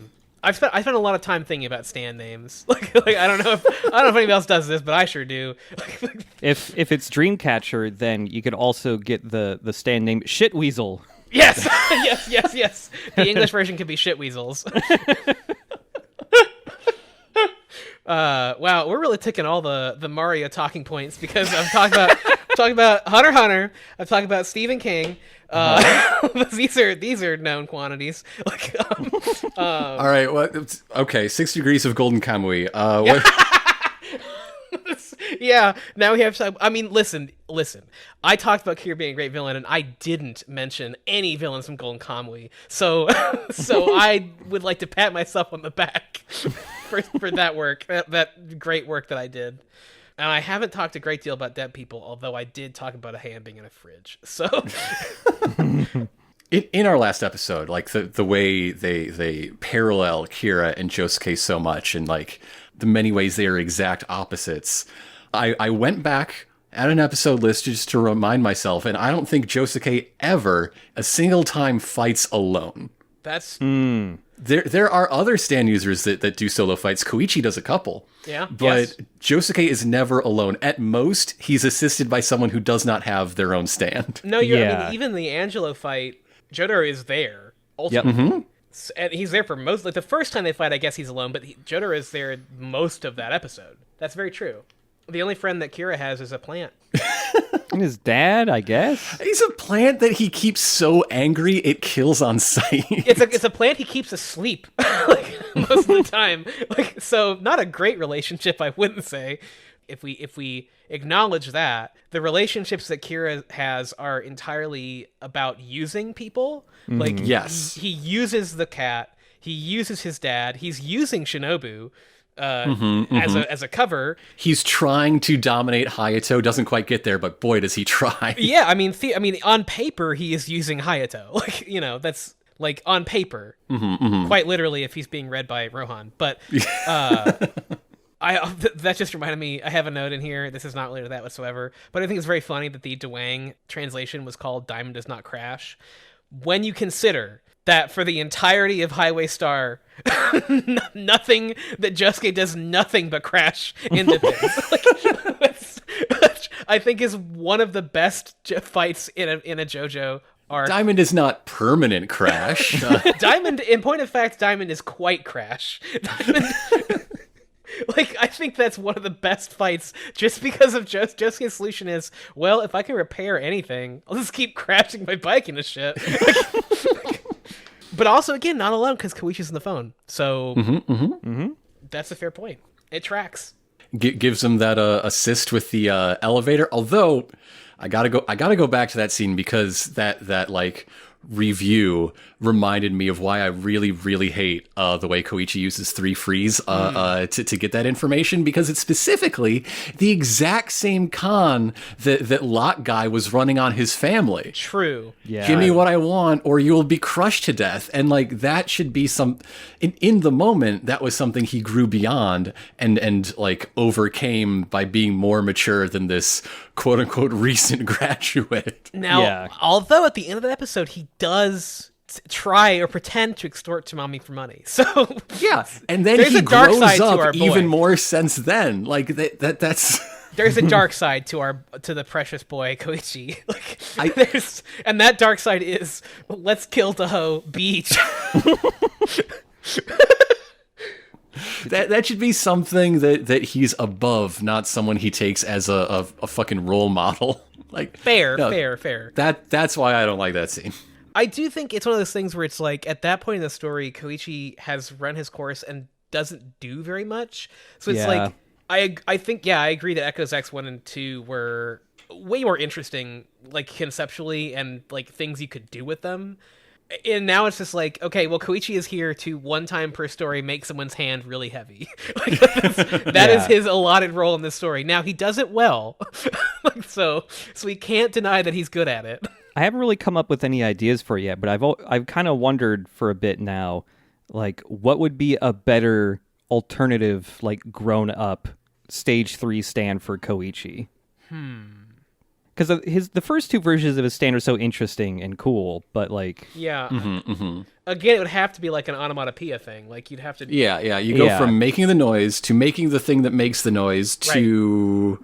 What's the next step of abstraction, the next, like... dimension. Yeah, what's the next dimension of that? Make shit heavy. That's how it. Well, I do love that they're like, why do you have that ability? And Araki's just like, it rhymes with 3. Maybe that's it. Like, it works with rhyming words. If you can rhyme it with 3, you can do it. Oh, what if it was? What if it was just rhyming sounds? Like if even slant rhymes. Like the 3 and freeze are close enough. Yeah, like that's your guide. What if he could replace sounds? Like he can undo any lock with 3 free. He can. The sun's too bright. 3 tree. He can just make things that rhyme with 3. Interesting. Oh, that'd be fun. That would like be fun, that idea. actually, if we did that. I wish, at the end of the story, instead of making Kira's hand really heavy, he just dropped a tree on top of him. And then, oh my god, and then Josuke could fuse him with the tree, and the new Morioh landmark would be the Kira tree. It's a really shitty tree. With a single branch outstretched, that is his arm with one branch trying so desperately to click the switch, but it can't. Yes. So you know what I thought was interesting? It's that twice in this story, we have a character have their hand broken, because Akira also gets his hand broken, or his thumb broken, and he fixes it to play a song and express himself, right? Right. Kira cannot fix his broken thumb. I don't know that means anything, but I do think it's interesting. You think he's not really capable of expressing himself? I think he's not so. honest with himself. That's what it is. I think that like Akira evidently has a greater strength of will than Kira does. He's certainly far more honest with himself. Like he's another guy that's just here's who I am. Take it or leave it, baby. The other thing Kira's really got is how good he is at geometry, which the show omits, but the manga does include him doing some geometry calculations using his hands to determine how far away the bubble needs to be to explode. Great. And I was like, this guy really is a psychopath. No one does this. Diamond is Unbreakable starts out so like episodic, right? So that slice of life flavor in the beginning, but it ends with 9 straight episodes that cover 2 days. Yep. And all have cliffhangers. Like the last clean ending is the cat. I think there's a nice progression to part 4 that the OPs work with, right? Like like the first part is very fun and vibrant and goofy. And then we move into the part where Kira becomes involved, and like it becomes about like this awareness of Kira, and like Chase, for being kind of a basic Rocky song, does have that like dark overtone to it. And then like Great Days is like a more triumphant thing. Even when Kira's involved in it, but it's like an overcoming Kira. Like Chase is like finding this guy, and Great Days is about justice, right? Is about administering justice. So like I do think that part 4 is well structured in that way, right? Like it feels like we go from these fun episodic stories about whatever to a more focused thing while still getting to do our fun look at this weirdo we just met thing. Yeah. If I were reading the manga, and someday I may, I don't know, when I'm done talking about the TV show, maybe I'll have time to read the book. Sure. But like, I can imagine myself reading like the 4 Thursday arcs, and just like, it's Thursday again? There's another one of these fucking guys again. Just bring me fucking Kira. I mean, it's one of those things where it's like, I understand why the Thursday stories were done the way they were, because if you're running out of episodes, right, like you couldn't do a 2-parter for each of those fights if they even warranted a 2-parter. Like, I don't know that Cheap Trick would be a 2-part episode, which would be a weird outlier, right? And the Kira Hayato story certainly isn't. Right, yeah. You could. So you're now stuck with these kind of oddly shaped stories where if you wanted to do them all individually, you're now looking at like 9 more episodes of your show, which you can't do. But they are also in and of themselves fairly contained that you could overlap them that way. So like it's a valid choice, but it does make for the weird part where Koichi gets out of that paper and then immediately goes over to Rohan to be like, what the fuck's wrong with you, man? What's your deal? Why do you think he turns around and leaves? Like, he needs a nap. I've had enough. I've got to walk my dog. Like, I gotta stretch my whole body out. I've been 2-dimensional for several hours. It hurts. I do not have time for whatever your shit is, Rohan. Not today. I've got to walk my dog, by which I mean hoist him above my head and carry him around the block. Rohan's like, Koichi, come over here. I want to tell this time about this story about this time that I became a priest for 5 minutes. Listen, it's really weird. Koichi's like, I don't have time for your skis, man. Like, I don't... But like the difference between telling them sequentially in the manga and intercutting the way that the Thursday episodes do is kind of like the difference between like the Mortal Kombat arcade mode and a full court press, right? Like, like it works, and I think that a smart thing to do certainly is to to cut to Kira intermittently in those, because if you didn't do that, you would be looking at like just a several episode swath where Kira's dad is Rita Repulsa-ing a bunch of randos for a minute, and Kira's just like doing whatever Kira does, probably. Like we maybe he's making eggs. I did when you said it in a previous episode, I was like, God, he really is just Rita Repulsa, isn't he? Mm-hmm. Like, he really is just making his monster grow all the time. Like, it would feel a little too episodic, I think, if you did that differently. If you didn't do that first. Yeah. And it's like, manga's I feel as a different medium because you can read manga very quickly. Like I've read all of part 4 in essentially 2 weeks, but like I breeze through those stories because they're one, episodic, 2, very punchy. There's not a lot of thought required to get through Cheap Trick, right? It's a pretty easy read. But if you were doing like 4 hours of television, it's like, where's Kira, gang? Okay, you guys, when Kira's not on screen, you should be asking, where's Kira? Yeah. And if the answer is at his office job, who cares? I want to know. Like I want to see how Kira's doing. And it's like, there is the payoff because Bites the Dust is so Kira heavy, and it's really like an everything's coming up Kira moment. Like when he came down the stairs, my first thought was everything's coming up Kira. Like here I come down the stairs, new haircut, new me, like loving life, living large. But like the payoff would be less good, I think, if you had to sit through 4 hours of not. Yeah. But hey, maybe Enigma's guy might be a person. I don't know. You could do anything. No, he's not. Okay. No, he does not suddenly become a person. I do love Enigma though. I love that fight because it's been a while at that point in the show since you've had a stand user that's just shit. Like it's just sucks. Yeah, this guy just sucks. Like a Stardust Crusaders type guy, where it's just like, I'm a shitty guy. Fuck you. He is a part 3 stand user if ever there was one. Like A, in how good he is at using Enigma. B, in how like dumb his like. I feel like the gun coming out of the paper could easily be in a part 3 episode. Like it feels so ridiculous that it could be a Stardust Crusaders thing. Like the scorpions. Blah. Yeah, like a baby stand moment. Also scorpions. Yeah. Also scorpions. It feels like a moment where if the gun had come out, you could easily cut to Joseph going, "Oh no! Oh my god!" So like it feels kind of wholesome to get back to this guy that's just like, everyone feels fear. No one can avoid fear. And it's just like, shut up, dude. Shut up. Like, go away, you weirdo.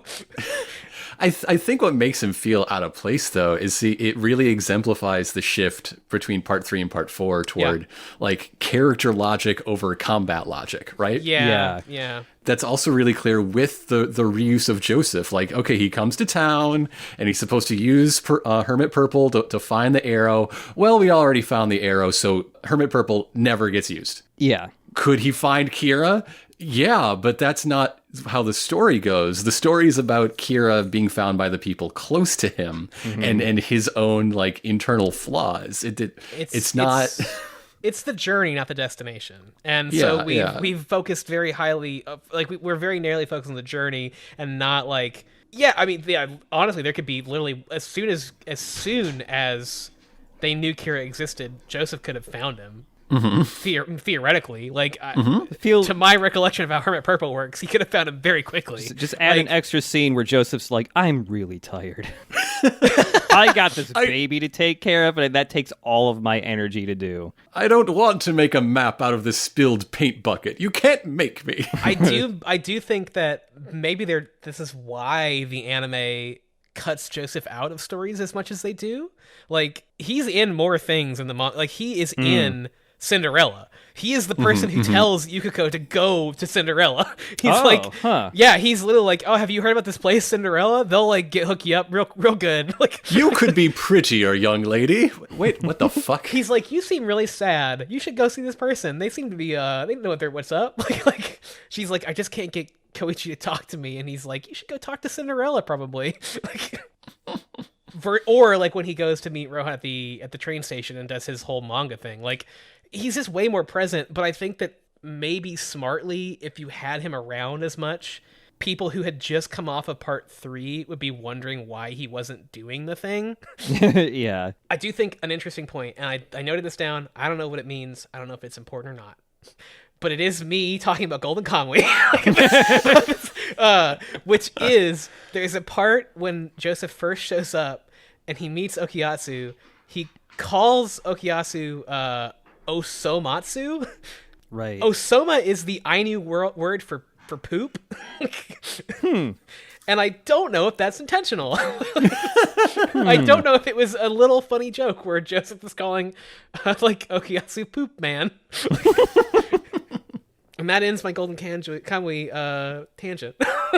I could see Joseph doing that intentionally if you're a little bit younger. Yeah, I don't know. I don't know. It raised the question of how much of Joseph's senility is an act to avoid having to deal with shit.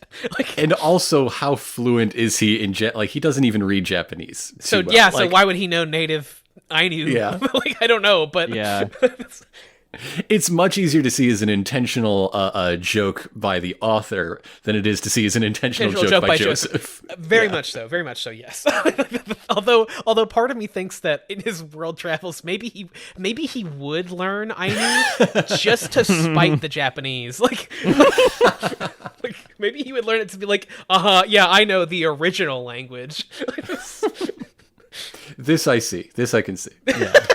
But I think it speaks to a point that I think is probably why at least some people find JoJo so engaging, is that it is created in the moment. It is definitely a creative process that speaks to what is important now, whereas fandom likes to think holistically. Yeah. And those have that creates friction. That creates friction, and part of the work of fandom is to fit things together, all the way back to the great game of Sherlock Holmes fans back in the Edwardian days. And that carried forward into the years in the future. People always love that about Sherlock Holmes. And JoJo's is Sherlock Holmes, but with punching people. So, Yeah. Was that your reasons why people like JoJo's for this episode? 1 hour. Look, if I don't do it, people yell at me.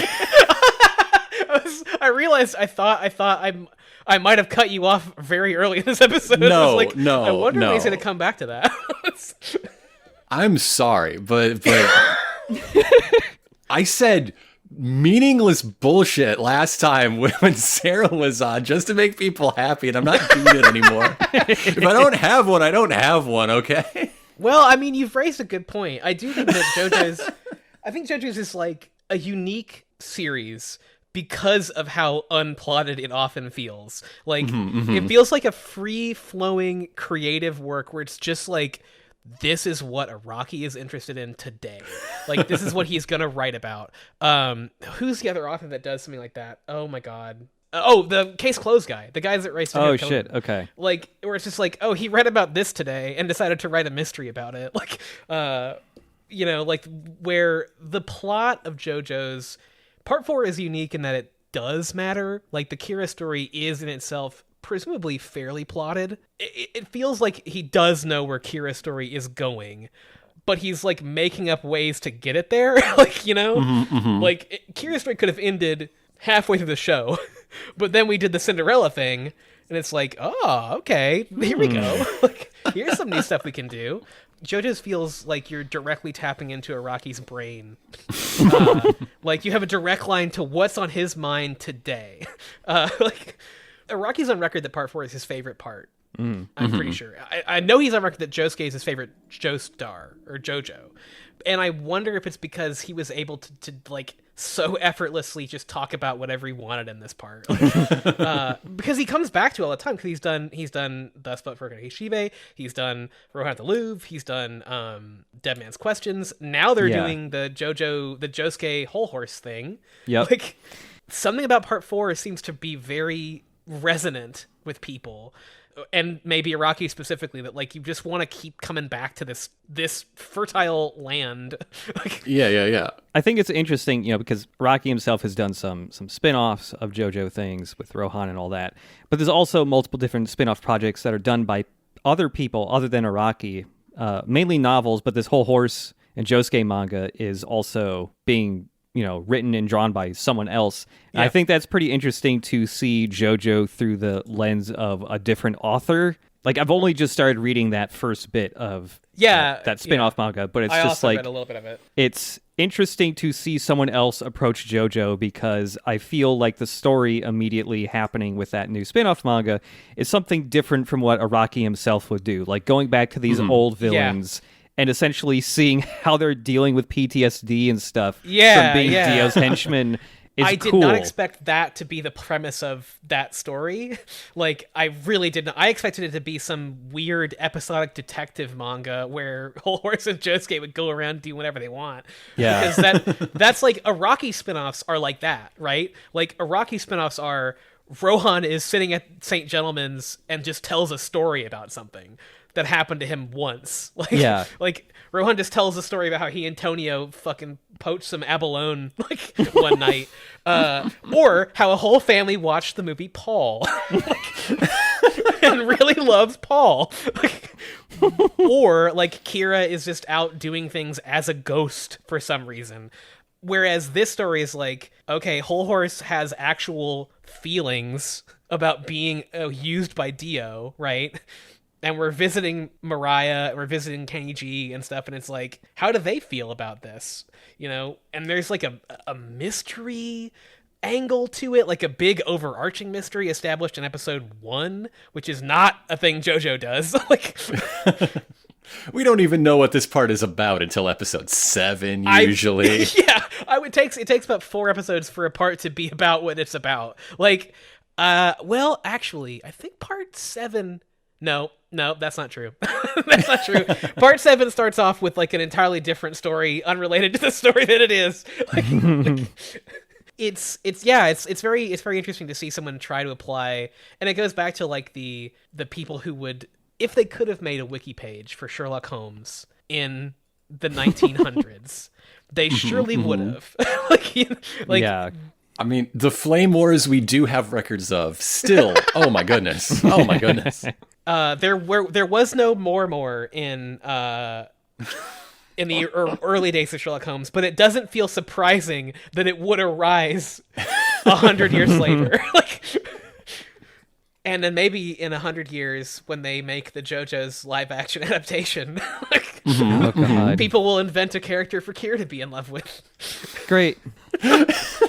God, I'm just imagining like a prestige TV Netflix version of JoJo, and how much worthless extra scenes they would throw in to go like, ooh, here's the inner politics of the Dio's henchmen. Oh my god, oh my god. Yes. Yeah, they would do that. Yes. There'd be a lot of oh my god, that is like the number one thing all these fucking shows do to stretch out episode time, is just like, what are all these minor characters doing like politically within their little gang or whatever, and it's just, I don't fucking care. I've got a hot take about the Netflix Cowboy Bebop. I think it's pretty good when it's doing what it wants to do, which is be a buddy cop action comedy. I think that's a accurate description of like, the Syndicate shit is unwatchable. Bad, bad. I mean, here's the thing is, like, Cowboy Bebop, the original show, this is a tangent, but Cowboy Bebop, the original show, Vicious does not matter, right? Like, Vicious is barely in the show. And the worst thing you can do to him is try to make him more a character. There is no right way to do it. Like this goes to like what makes villains good, right? Like, you have to know what your villain is about. Like, Vicious is a Hong Kong action movie villain. Like, this is his thing. He is a villain in an action movie that has a grim backstory with our protagonist, and he has a sword, and he looks cool. Like, that's it. That is all Vicious serves to do, is to be cool, doing bad things occasionally. If you explain he doesn't have motivations. He doesn't like eat food or anything a human being does. Exactly. I don't need to know why he's doing what he's doing. I don't need to know about his dad. Please don't tell me about his dad. I love John Noble. I believe is his dad in the show. Love John Noble. A whole career of being awful dads. But you don't need him. I don't need to know about Vicious's dad.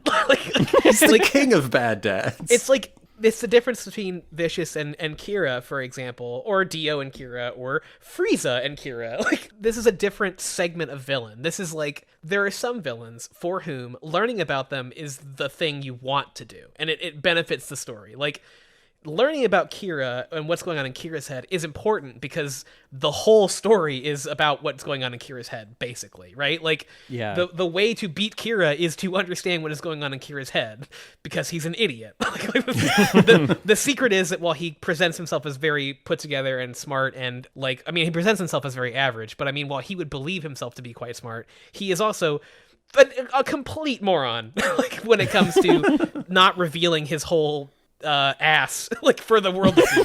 Like, and we do see it. We see that ass. And by God, we do. But, like, you don't need to know what's going on in Dio's mind.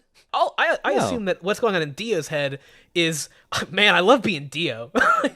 Yeah. Woke up today, I love being Dio today. Like, man, I'm going to be the best Dio I can be. All the backstory history stuff of Dio that you ever need is within those first 3 episodes of JoJo. That's it! As much as, like, later JoJo's parts revisit Dio, you don't really learn anything more about him. It's just him being Dio in places. Like, here's Dio on a couch talking about religion, like, through the lens of Dio, for 4 seconds. Never more than 6 feet from a mirror. Loves those things. Can't get enough of them. Lounging provocatively as much as possible. Gotta lounge. You gotta lounge. You gotta lounge. Wearing his elven-like shoes. Like little Christmas elf shoes. Like, yeah, but yeah, the worst thing you can do for Dio is, like, have him open up a closet and grab one of 5 pairs of elf shoes. Yeah, I didn't know that. Destroying the mystique of the character. Like, it does make sense for why Kira would have ties like he does if you really wanted to get into it. I don't think it's necessary. It's JoJo's fashion. It's what it is. But if you wanted to think about it, Kira, we know, is very into his appearance and would buy ties like that. That's the guy he is. But I don't need a wiki article to explain it to me. But, like, it wouldn't be incongruous to have him talk about fashion because he likes that. That's just normal for him. But it would be weird if Dio explained why he bought the elf shoes.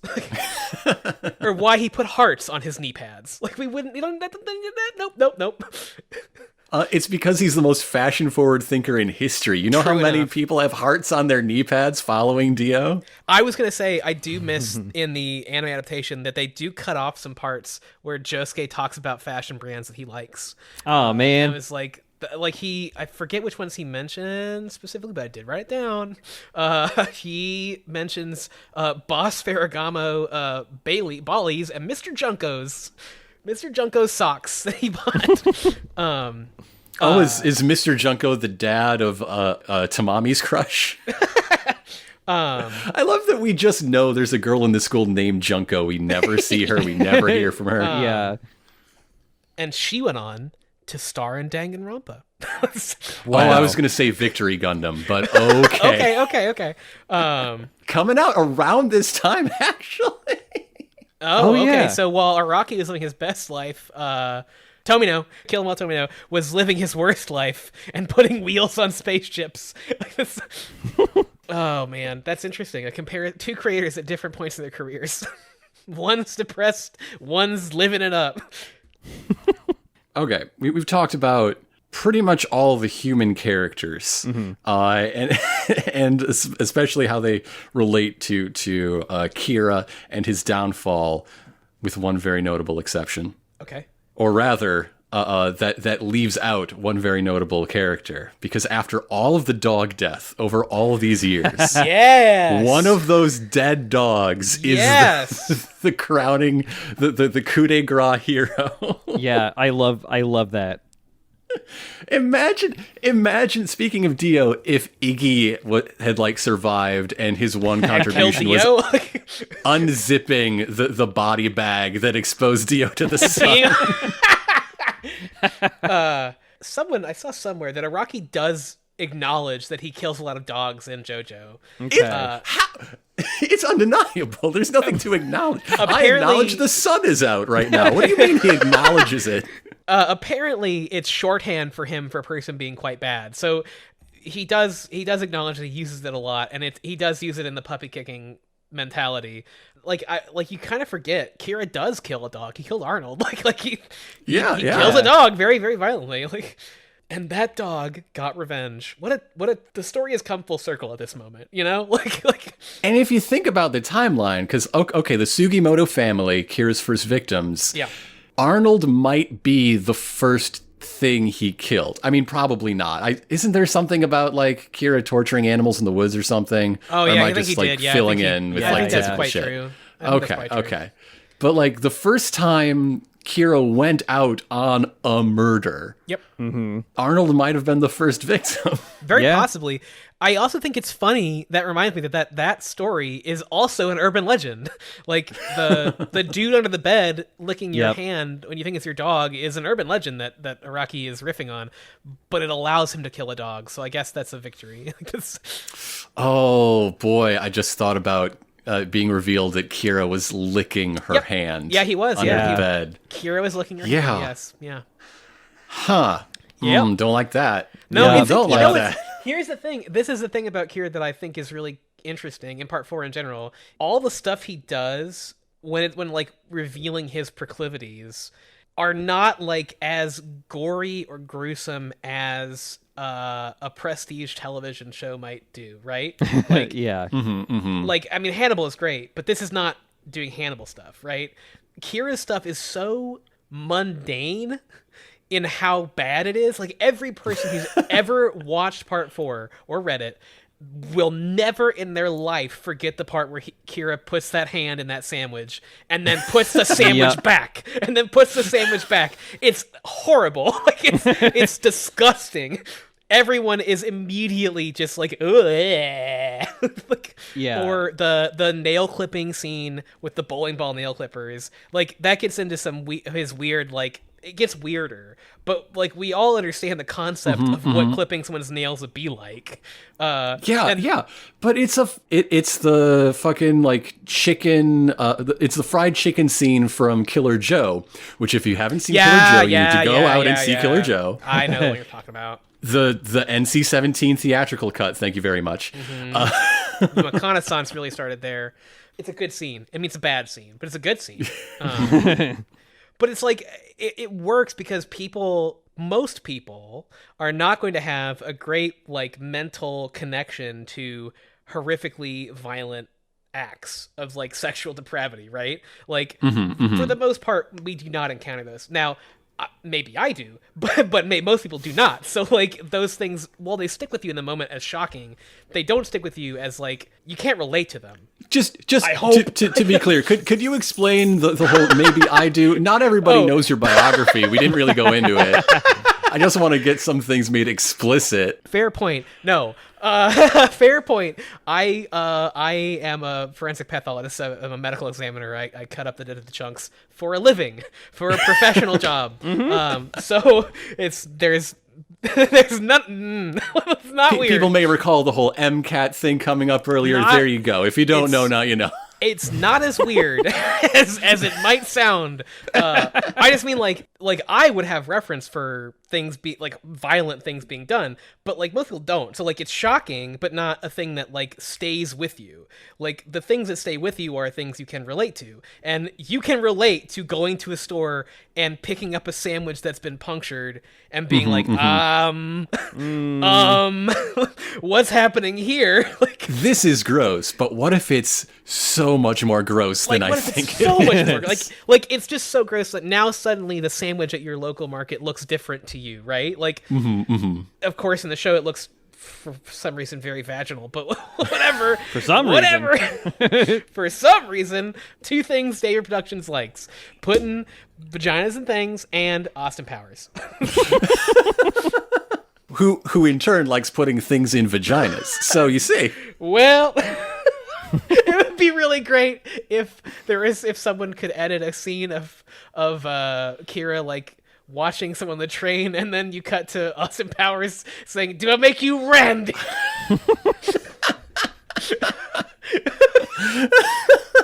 Or no, Kira is watching Austin Powers. Oh my god, yes. Like live in person Kira- on the train. Kira's cover should be that he has a copy of a book that says that sort of thing's not my bag. Like, Kira, I think you might be kind of a weirdo. No. That sort of thing ain't my bag, baby. Kira is lubing over a very strangleable neck in the office, and then the woman turns around, but you edit her face to be Austin Powers. a glossy JPEG of Austin Powers. I would love to hear Kira say that sort of thing just ain't my bag, baby. Oh, man. Oh, if I remember correctly, going back to, Arnold, the first ever dog in JoJo getting revenge, really. If I remember correctly, this is also like the last time Araki kills a dog in JoJo, but there is still a lot of animal violence to come, just not dog-based. Oh, don't worry. I mean, don't worry about that. There are so many horses later on. There's a lot of horses to die. You should have changed his podcast to Horses Must Die. Which I forgot that the horses eventually become a new way for Araki to include names of musical artists that he likes. He can name horses after them now. Although the most famous horse in music has no name, so it's sort of paradoxical. Ooh. The dogs got justice today. The dogs, you know what? It makes sense that you stop killing them at this moment, right? Yeah. Because this is their justice. The justice o'clock is now, and it's dog time. Justice o'clock is now, and it's dog time. TikTok, it's dog o'clock. Here we go. Are you experiencing any numbness on one side of your face? I think that's the name of the episode if we can fit it in. I wanted to mention Josuke. Here's an interesting tidbit, okay, that is not in the show but is in the manga, and it raises some questions about what Rohan's like style is, because in the manga, Josuke references that he reads one manga. He reads Dr. Slump. Okay. Whereas in the anime, he's a special boy who does not read manga, unlike everyone else in this town. Right. So the question then is, so he's not susceptible to Rohan. How different is Pink Dark Boy from Dr. Slump? It does... I guess diametrically opposed, I guess. Perfect opposites. Does Heaven's Door work with, theme? Do you have to be receptive to Rohan's specific brand of skis to actually, be affected by it? If a person only read Revolutionary Girl Utena and Rohan came out and made his face explode, they'd be like, no. No. Your manga is not gay enough for me, my friend. I will not be susceptible to your attack today. I bet Rohan makes some pretty gay manga, though. Yeah. So Thus Spoke Rohan Akira does imply some things about what Rohan writes about. And it's just appears to be basically how Araki makes JoJo. Yeah. So yeah, like I said, he probably a little gay at least. Probably a little bit. It's interesting. Rohan the Louvre is maybe the least gay JoJo story that exists. Oh God, yeah. It's weird how very okay, we're talking about ladies today. A very rare this is thing. about ladies. Yeah. Yukiko's appearance and her relationship with Koichi is very unusual because there's not a lot of romance in JoJo by and large. I mean, how can we forget the deep and meaningful times that Jonathan spent with Arena? Or Joseph and Susie Q. People just get married in JoJo's, right? That's the end of JoJo. Is every part of this one is getting married, but part 4, there's dating in it. That's an unusual thing for it. But boy howdy, Rohan the Louvre is even more unusual than that. Thinking about it, it's really shocking that Joseph has been married to Susie Q for as long as he has, considering the relationship was basically they met each other and then 2 weeks later decided to elope and get married. Yeah, sometimes they're things making just it work. Yeah, for the most part. they're kind of making it work, I guess. I mean, the fact they made it that long with him only cheating one time, once in Japan, his most hated nemesis. is, I mean, pretty impressive. So everybody who gets stabbed with the arrow Yeah. starts to develop a stand, even though sometimes it kills them. Yeah. Yeah. And if you survive the stand pain, you get a stand. Like, Yes. we got Koichi's egg. Crazy Diamond is just because Josuke survived his stand coma. Holly's got that stand. Yep. I was just going to say, are you talking about Holly? Yes. Holly's got that, whatever it's called, whatever it does. She's just like got it. It looks like Hermit Yeah. Purple. Like, it looks like a Hermit Purple variation or something. She got Hermit Green running around, whatever that does. Like, yes. So I do think that based on Araki's logic here, Holly is a stand user. I hope it helps with raising infant nieces. Yeah, maybe. I hope maybe it's somehow raise an invisible useful. Baby. Like, maybe it lets you see an invisible baby, and it was meant to be. I do think that it's a real shame that the invisible baby does not show up as like a JoJo. Like, you know what I mean? Like, That's what I was saying. You in can this never episode. say she's not there. well, that That's is true. true.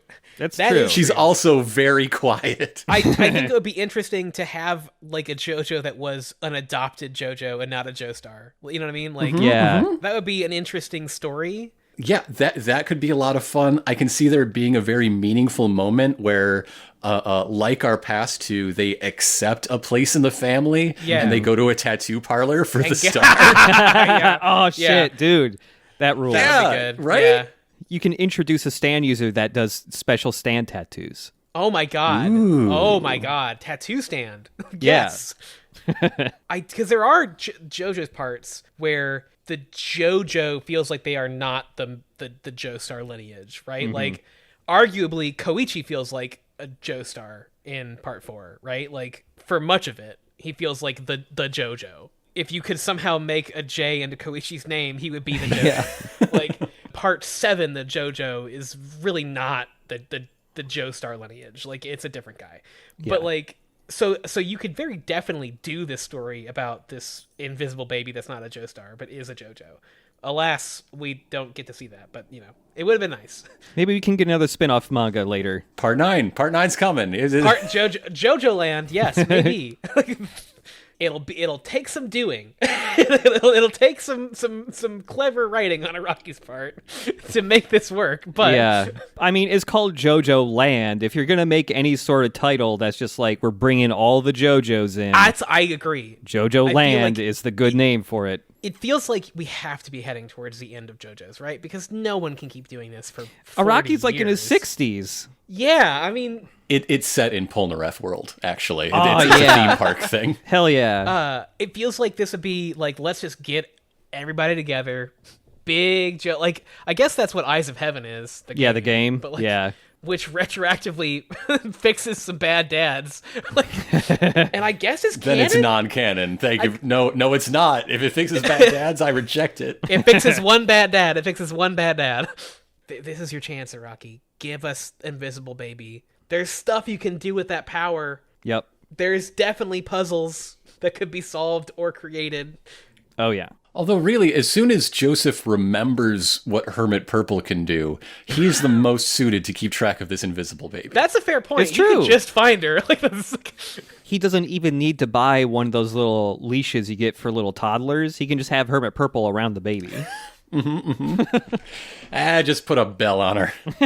it's just very strange. Like, we get the first female JoJo, and it's like, it's not this baby that's been established to exist. Like, I mean, it's not really an Araki forgot thing. It's more like an Araki chose to do something else, but it does feel like Yeah. a missed opportunity. I'm always hoping one day, invisible baby. One thing about the show that I like, the epilogue, we talked about it a little bit, but I liked how much they expanded it. The epilogue of the manga is Yes. like one page. I love how much they do with it. Like, it really like makes it feel like the town is so like full of character. I also love the ending. I love the Tonio ending. The come back again like thing, because you do want to come back, right? You want to go back to Morioh. Yeah. And if you don't, he'll go out of business. True. I love that he's like the best Italian restaurant in all of creation, and yet Yep. he's just kind of like a hidden off to the side restaurant that not a ton of people know about. That's how it is. That's how. Yeah. I saw Jiro Dreams of Sushi. I know how it goes. Twitter had the Italian acceptability chart going around recently. Oh yes, I saw that. I wonder where Tonio's restaurant falls on it. I wonder what things Tonio does if Italians would approve. Yeah. His stuff seems pretty textbook. I'm surprised he's not doing more like fusion style cooking because he's so in love with the local produce. Well, I will tell you, not in the OVA, but in the Rohan manga, he does do some of that a little bit. Okay. There is a little bit. Like, the Rohan manga does do a little bit for Tonio to explain a little bit more about him. For example, there is a question about, like, healing something, maybe about Okya's dad.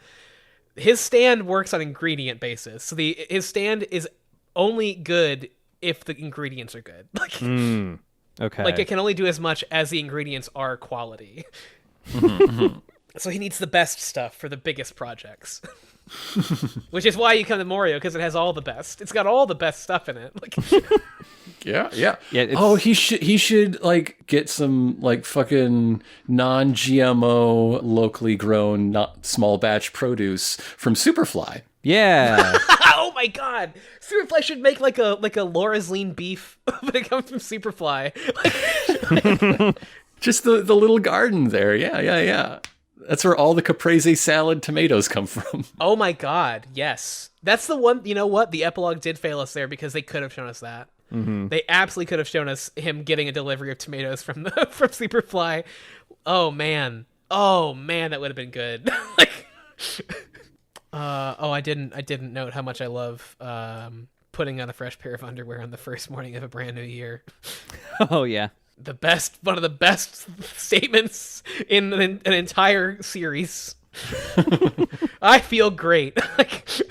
In a very memeable part of JoJo, perhaps the most wholesome meme of them all.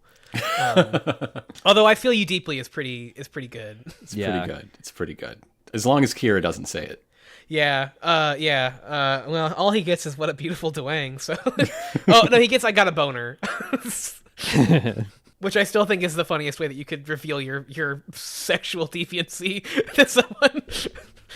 The show makes it grosser, but I got a boner is so stupid. Yeah. Thank all of you listening for joining us, but I'd like to thank more than anyone Morioh for joining us, making the sounds. But before we go, is there anything you would like to point the people towards? Sure. I am the co-host of You Can't Scare Me, a Goosebumps podcast with my good pals Bob and Rachel, going in order through all of the Goosebumps novels and TV episodes. And you can find us at You Can't Scare Me podcast on any of your podcast services, but on Twitter at YCSM Pod. Probably the most recent thing that we'll have talked about will be Say Cheese and Die. That's the next one. I was a big fan of the Say Cheese and Die sub-series when I was Goosebumps reading age. You mean Say Cheese and Die again? Yes. I love the continued adventures of that camera. Yeah, we just did Monster Blood and the TV Monster Blood and the TV special episode only that was a sequel to Monster Blood that's not Monster Blood 2. Different thing. The book is different. Whole different thing. Watch the episode or listen to the episode to find that great story out. But I think the next one in order would be Say Cheese and Die, and we're recording it next weekend, so it'll be the most recent one by March, I should think. Fantastic. Oh, by the way, happy March 14th, everybody. Instead of asking you for the things I often ask you for at the end of one of these, I'd like to wish my wife a happy birthday. Oh, happy birthday. Happy birthday. As we said last week and intimated several times earlier today, before moving on to part 5, we will be covering some Rohan business. Expect 3 weeks of episodes just of Rohan stuff. So next time you hear from us, we are going to be talking about the OVA versions of Thus Spoke Kishibe Rohan. The first called Episode 5 Millionaire Village, and the second called Episode 2 Mutsukabe Hill. Why are they titled like that? Maybe I'll find out. Oh, they're really good, though. Oh, they're so good. They're good, yeah. Why is the third one called Episode 16? Oh, I know the answer to that question, but Yeah. but I will restrain myself. But those will not come at you next week. If you remember, if you cast your mind back to our end of part 3, I gave a lot of good reasons for why we take breaks once in a while. Those caught up to us. So we're going to be back in 2 weeks. That's right, only taking 1 week off from uploading. So you'll hear us talk about, again, episode 5, Millionaire Village, and episode 2, Mutsukabe Hill, on the 28th. On the 28th of March. Oh, man, I can't even imagine that far into the future right now. And with that, again, thank you all for joining us on a trip through Morioh and one of the more colorful summers and springs in its history. It's a real pleasure. And I can't wait to get back to Rohan's recollections and whatever is lying in wait in part 5. Oh, you're going to love it. Part 5 is a weird one. I'm interested to see how I feel about it watching it a second time. Well, here. actually, I was gonna say, you're gonna love Rohan stuff, but part 5 is weird for me. Like, part 5 is just, yeah, there's great stuff in it. There's some really good stuff in it. definitely for sure. To be continued. See you later, everybody. Goodbye. Goodbye. Bye.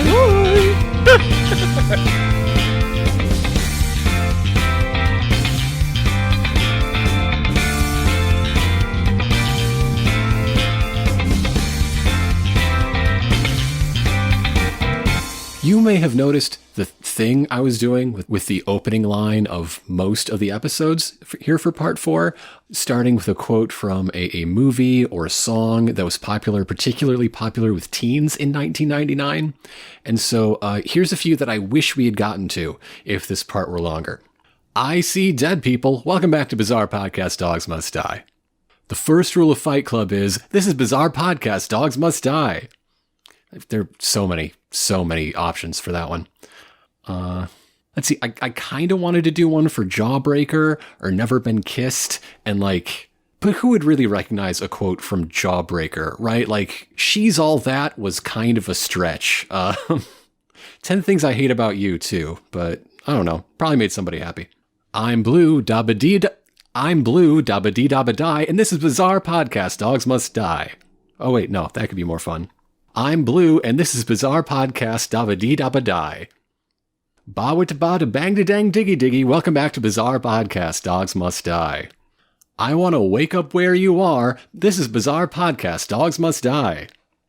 Hi kids, do you like violence? Want to see me stick 9-inch nails through each one of my eyelids? This is Bizarre Podcast, Dogs Must Die. So yeah, there's the honorable mentions. Thank you for coming.